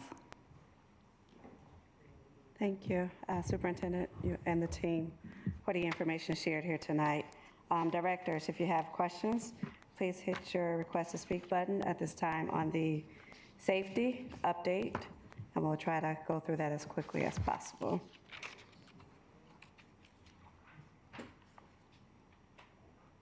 Director Ellison. Thank you, Madam Chair. I just wanted to thank you for this presentation, and I was especially, no questions, I was especially happy to see relationships as part of the plan for emergency management, because I think that's so important and really key and how we can keep our staff and students safe. So thank you. Director Beachy? Yeah, same thing. Appreciate you being here. I'm sort of wondering more about, you talked about the monitoring that you're able to do to see if the programs are working or whatever. What level are you getting into, or are you leaving it to the principals to kind of talk with teachers? And I'm teaching in St. Paul right now, and so it's real interesting the kind of engagement that people are starting to have. And then sort of it just being in the classroom, sometimes we don't know what we don't know, and we do need some that direction from you. And so I'm wondering what sort of professional development training that needs to be done. It should kind of be a big priority for teachers right at the very start of the school year, and an ongoing process throughout the year. So currently what we do is our site emergency teams, right? At the beginning of the year, we go through our admins. We help them to complete their emergency plans. Each site's unique, right? As we know, we have a diverse, district, and our buildings are diverse as well. So we meet with the admin team. We try to get as much as information, and based on their staffing needs, try to train the staff that's going to be part of the site emergency team. I think I forgot to mention about Entrado is any person that's associated to that building will get an email through their district email. So you don't necessarily have to be having that app on you. You'll still be teaching. I'm a teacher myself.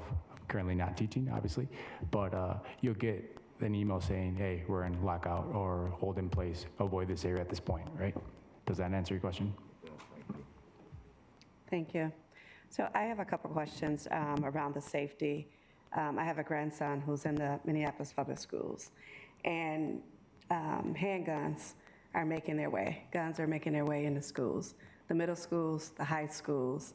And to me, we're at a state of an emergency right now to try to get some things in order to best help us to identify and also to provide resources for those youth to find out why they are going in that direction. My concern, I hear us talking about, I hate to even be thinking about metal detectors in the schools. It just bogs my mind to even think that way, but at the same time, I hate to be thinking about having the blood of another child on our hands while we're leading. So when we talk about safe and secure interests, what does that mean? Because clearly something's not safe and secure if handguns are getting into the schools. So when we talk about safe and secure, back in 2018, long before I even came over to MPS, part of the facility program was to create safe and secure entrances for most of our sites. So our last building that got a safe and secure entrance is Justice Page. That was completed in the fall. And what we mean by that is after official school start days, the only way you can come into that building is being checked or vetted through the main office, right? So the entrance place has been going. Revolving your question about metal detectors, we have schools that do have metal detectors. Unfortunately, there's ways of sneaking stuff in, right? I just got done with some training last week with Homeland Security FEMA course, and the directors of US Bank Stadium were talking about new technology that's coming out that can detect even plastic weapons. So it's just thinking about how different ways, new tools are out there, right? Ultimately, it's as a community, we have to reach out to our kids and tell them, this is not the path you want to go, right? Yeah, I would just add that, Friday morning, I was on a call with several Metro superintendents, and this was a topic. And then Friday afternoon, we had this tragedy, but we are talking about that technology. There's some pilots happening both in the metro area as well as some of the Southwest region. So we will be, Dr. Hickey, her team, and I will be looking at some of that. Again, that will be a major investment for us, but again, we have to prioritize our students' safety, right? There's no learning that happens without students feeling safe in schools. So we will be bringing back those reports as we look at that throughout this spring. Thank you. And I guess just one other thing I will mention just again, as we talk about relationships, I'm all for relationships. I think that's the best route to go. But if those relationships are going to sacrifice being the authority, then we got to rethink about how we put that message out too as well. Because if the authority becomes the friend of that student that doesn't identify what the issues are and how to handle it, then that puts us all in harm. So we just really have to think about how we're going to move forward. When does we as a board step in to say we want to make it a requirement as opposed to leaving it? Because again, I feel like we're in a state of emergency and we can't keep waiting and waiting and waiting for tragedies to happen. So we can have that discussion amongst us as a board, but these issues are, they're taking their lives. I mean, we see it. We see St. Paul, we see the little 6-year-old that came into the school and took the life of the teacher. We see handguns that are, you know, and these are friends that are lining up with each other. I'll put it that way. So this is a state of emergency for me. And again, being North Minneapolis, it's happening all over the place, but I don't want to become passive or complacent in the way that we're handling these situations because it's a state of an emergency for us. So thank you. Director Emmerich? Yeah, I'm going to ask kind of a big question, and we won't have time to really get into it, but I kind of want to just put it on our purview and we can talk more. So having an awareness of obviously how much of a crisis point we're at with something so black and white important, right?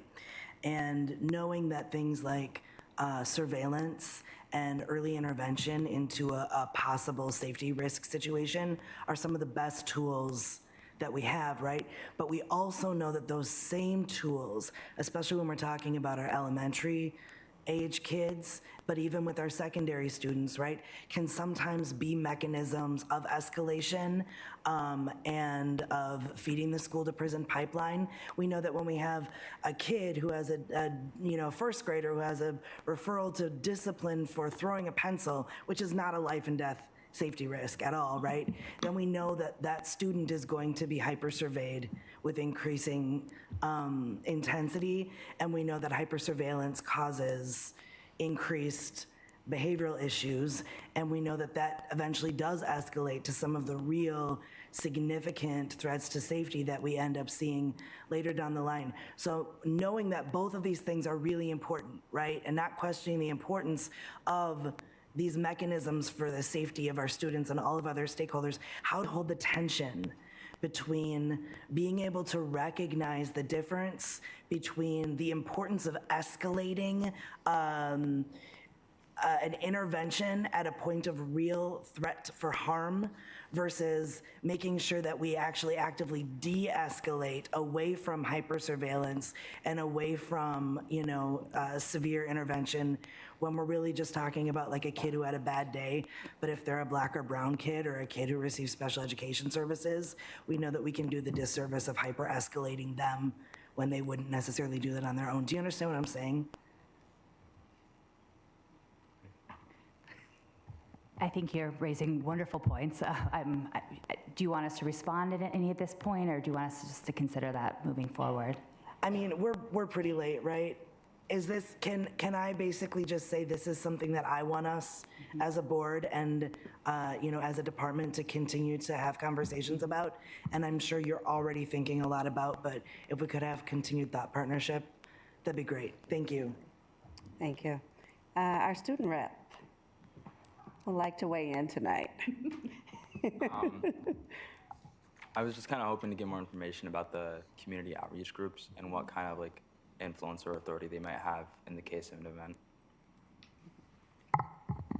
So we have two that schools pick, right? We let the admins at their sites based on their needs pick CEO, which is Jamil Jackson's group. Northside, he's coach, well-known, respected, a lot of gang communication, so he's assisted us in the past. So he has the respect of the community, and it's helped us in the past. So he's volunteered here. Sometimes when there's issues going around, he comes in and helps us out. Outreach, old gang affiliation South Side, right? If you're familiar with the gang affiliations in Minneapolis, right? Vice Lords, GDs, and all that stuff. He has that communication, that connection to the city or in the people down there. So it helps us in the sense that they command respect from the community and they can help us make that, right? Because we got to be honest, right? We don't have an established working order with MPD right now. So as a community, we can unite. Does that answer your question? Yeah, that's perfect.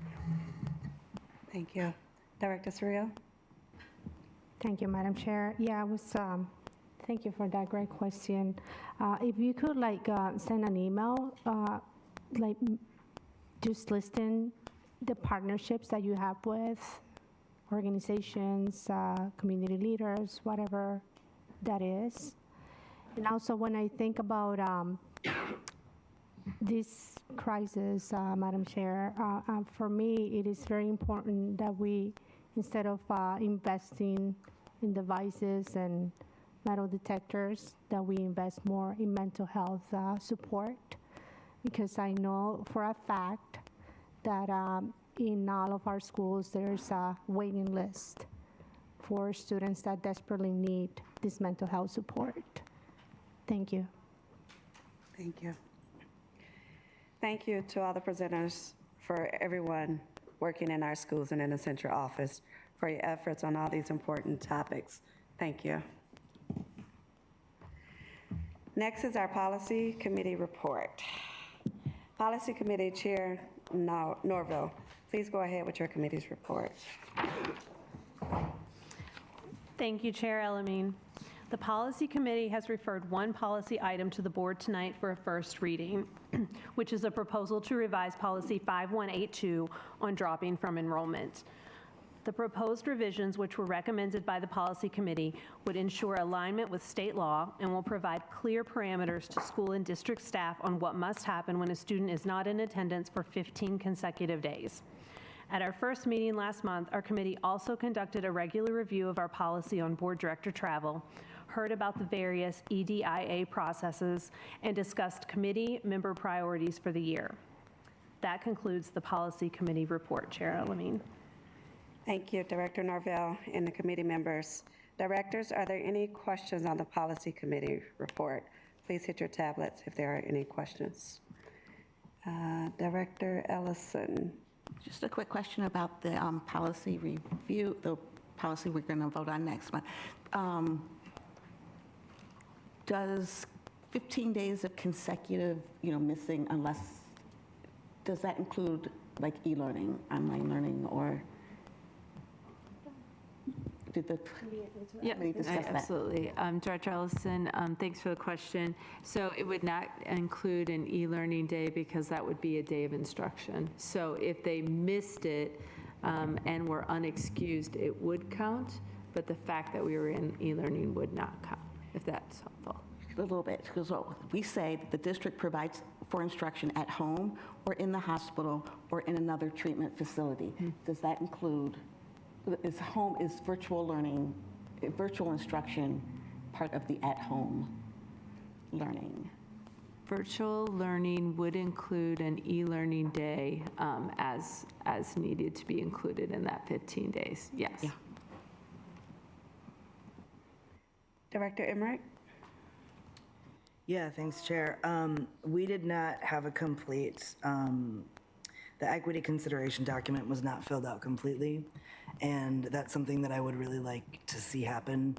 I know that this is just to align us with state law, so there's not that much that we can do we don't have wiggle room on the wording of the policy, and I understand that, but I still think that it's a good exercise to have an awareness of how these policies, when they come through, do, disproportionately impact different groups of students and what our plan is, right?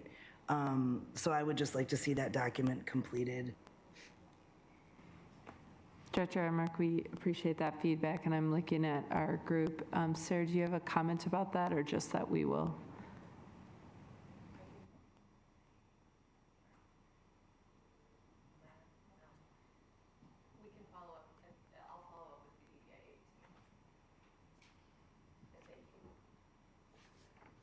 Thank you. Are there any other questions for the Policy Committee report? Thank you. We will see this policy on our agenda for a vote next month. Our sole action item this evening is the consent agenda. The consent agenda includes routine items that do not involve major policies, budget, or taxing decision, bond awards, or items related to the superintendent's contract or evaluation. Director Abdi, will you please move approval of this item? So moved. Is there a second? Second. Approval of the consent agenda has been moved and second. Is there any discussion?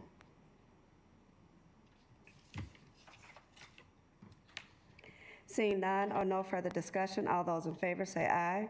Aye. All those opposed say nay. That motion carries and the agenda is approved. I'm just going through and make sure we didn't forget anything here. Our final item this evening is time for directors to give a brief update on the committees they chair on any other board-related activities. Directors, if you have comments, please hit your request to speak button and I'll run through the list.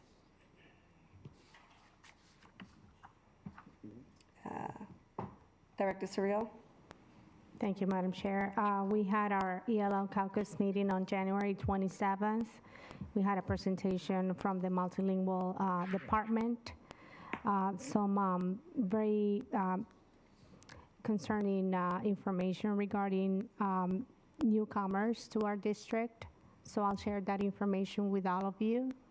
Our district is certainly changing and it's not gonna, a huge migration is taking place and it's only getting bigger. We also had a presentation from our district lobbyists, and the low-hanging fruit that we have for ELL funding is very possible, so we need to be very strategic into how we can be impactful and get the governor to do what we need to, which is to fully fund ELL. Thank you. Thank you. Director Abdi. Yeah, with that, Director, we had almost 700 new ELL students for this year. So that is where we support the community and everybody, the legislation, to support this new body of students to make as fast as possible to integrate our school systems. Because I'm part of the ELL. I just want to say the Finance Committee meeting will be next 4:30 next Tuesday, 21st. We know we have no school days, but we will be here. So at 4:30, we will have half an hour earlier than normal. In addition to our regular monthly meeting, we will focus 2023-2024 school year budget development. That's my update. Thank you. Director Jordan. Yeah, really quickly, one of the things I've done is I've finished all my site visits in District 6. I want to say really quickly that seeing Groves and letters firsthand, or Groves and Press and letters firsthand were in motion is absolutely phenomenal for all our students. Thank you to Associate Superintendent Cavender for meeting me at some of these sites, whether it was planned or not. She was there when I was, for meetings, and she showed me also too how the PLC, you know, when we're meeting on individual sites firsthand, exactly how that works. So thank you for showing me that information as well. The site visits, like I said, our literacy programs are phenomenal, what we're implementing district-wide. And thanks to the staff and our people that are really working hard on that.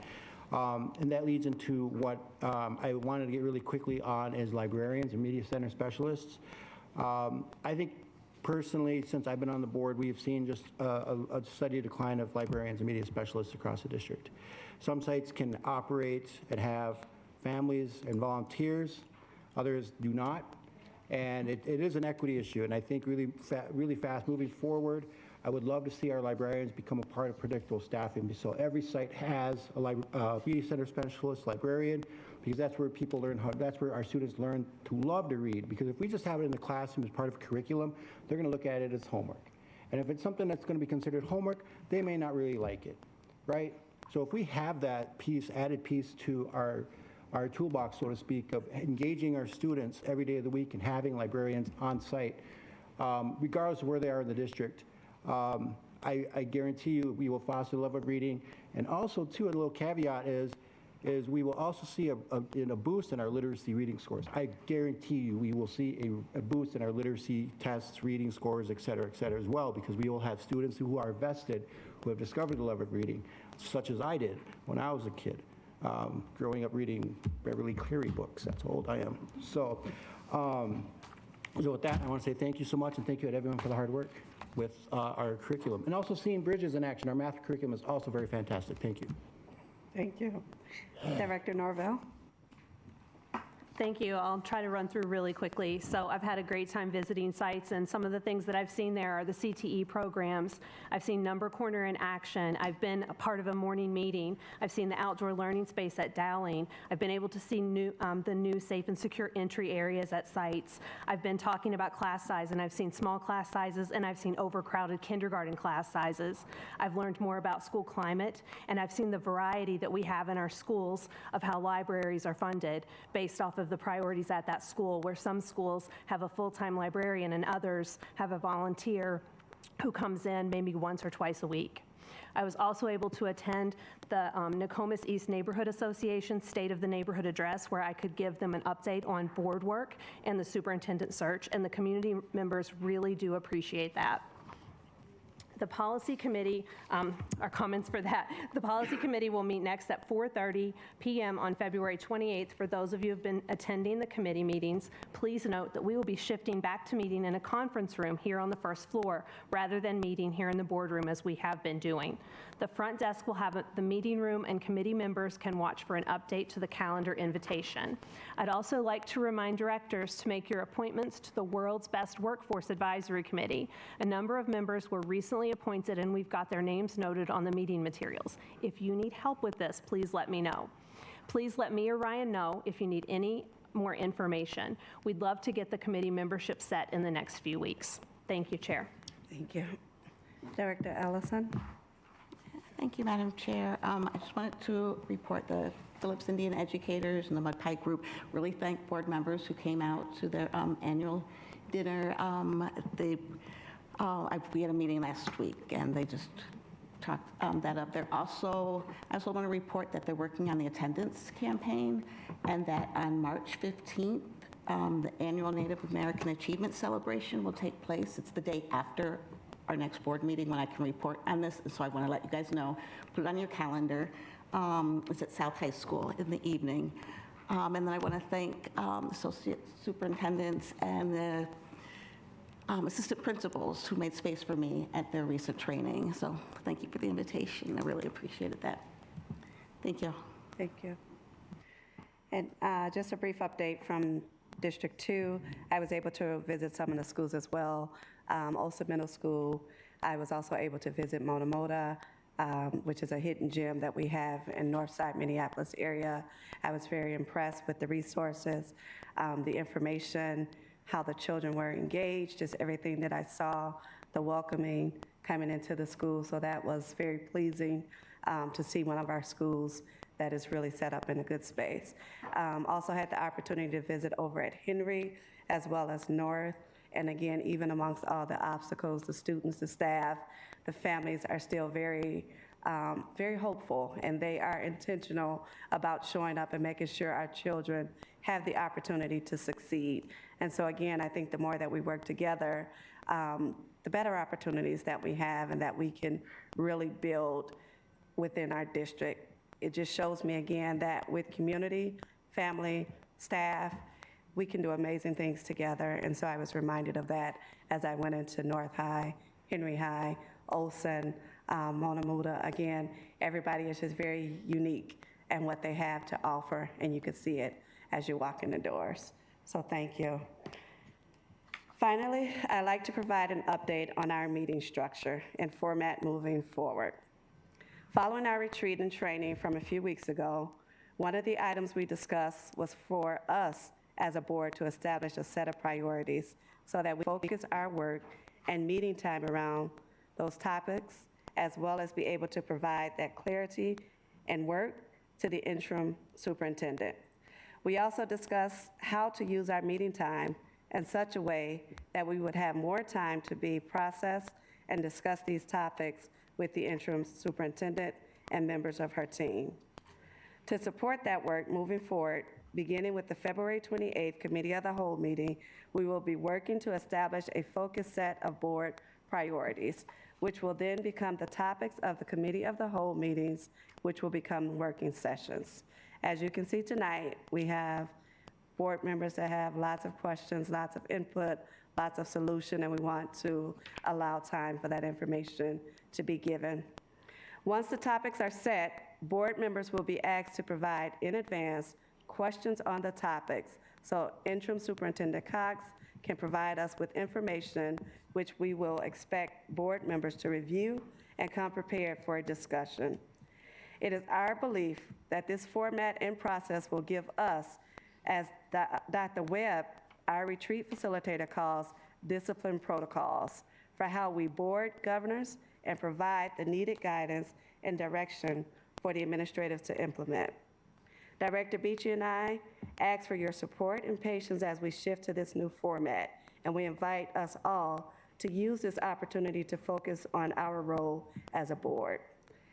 That concludes our agenda.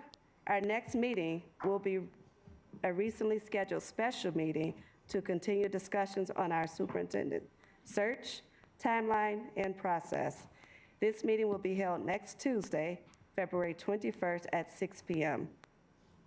We will also meet in the newly formatted committee, as Dr. Norville mentioned, of the whole on Tuesday, February 28th, at a little earlier than usual, 5:30, to give ourselves more time to work. Without objection, I will now adjourn this meeting. Happy Valentine's Day and good night, everyone.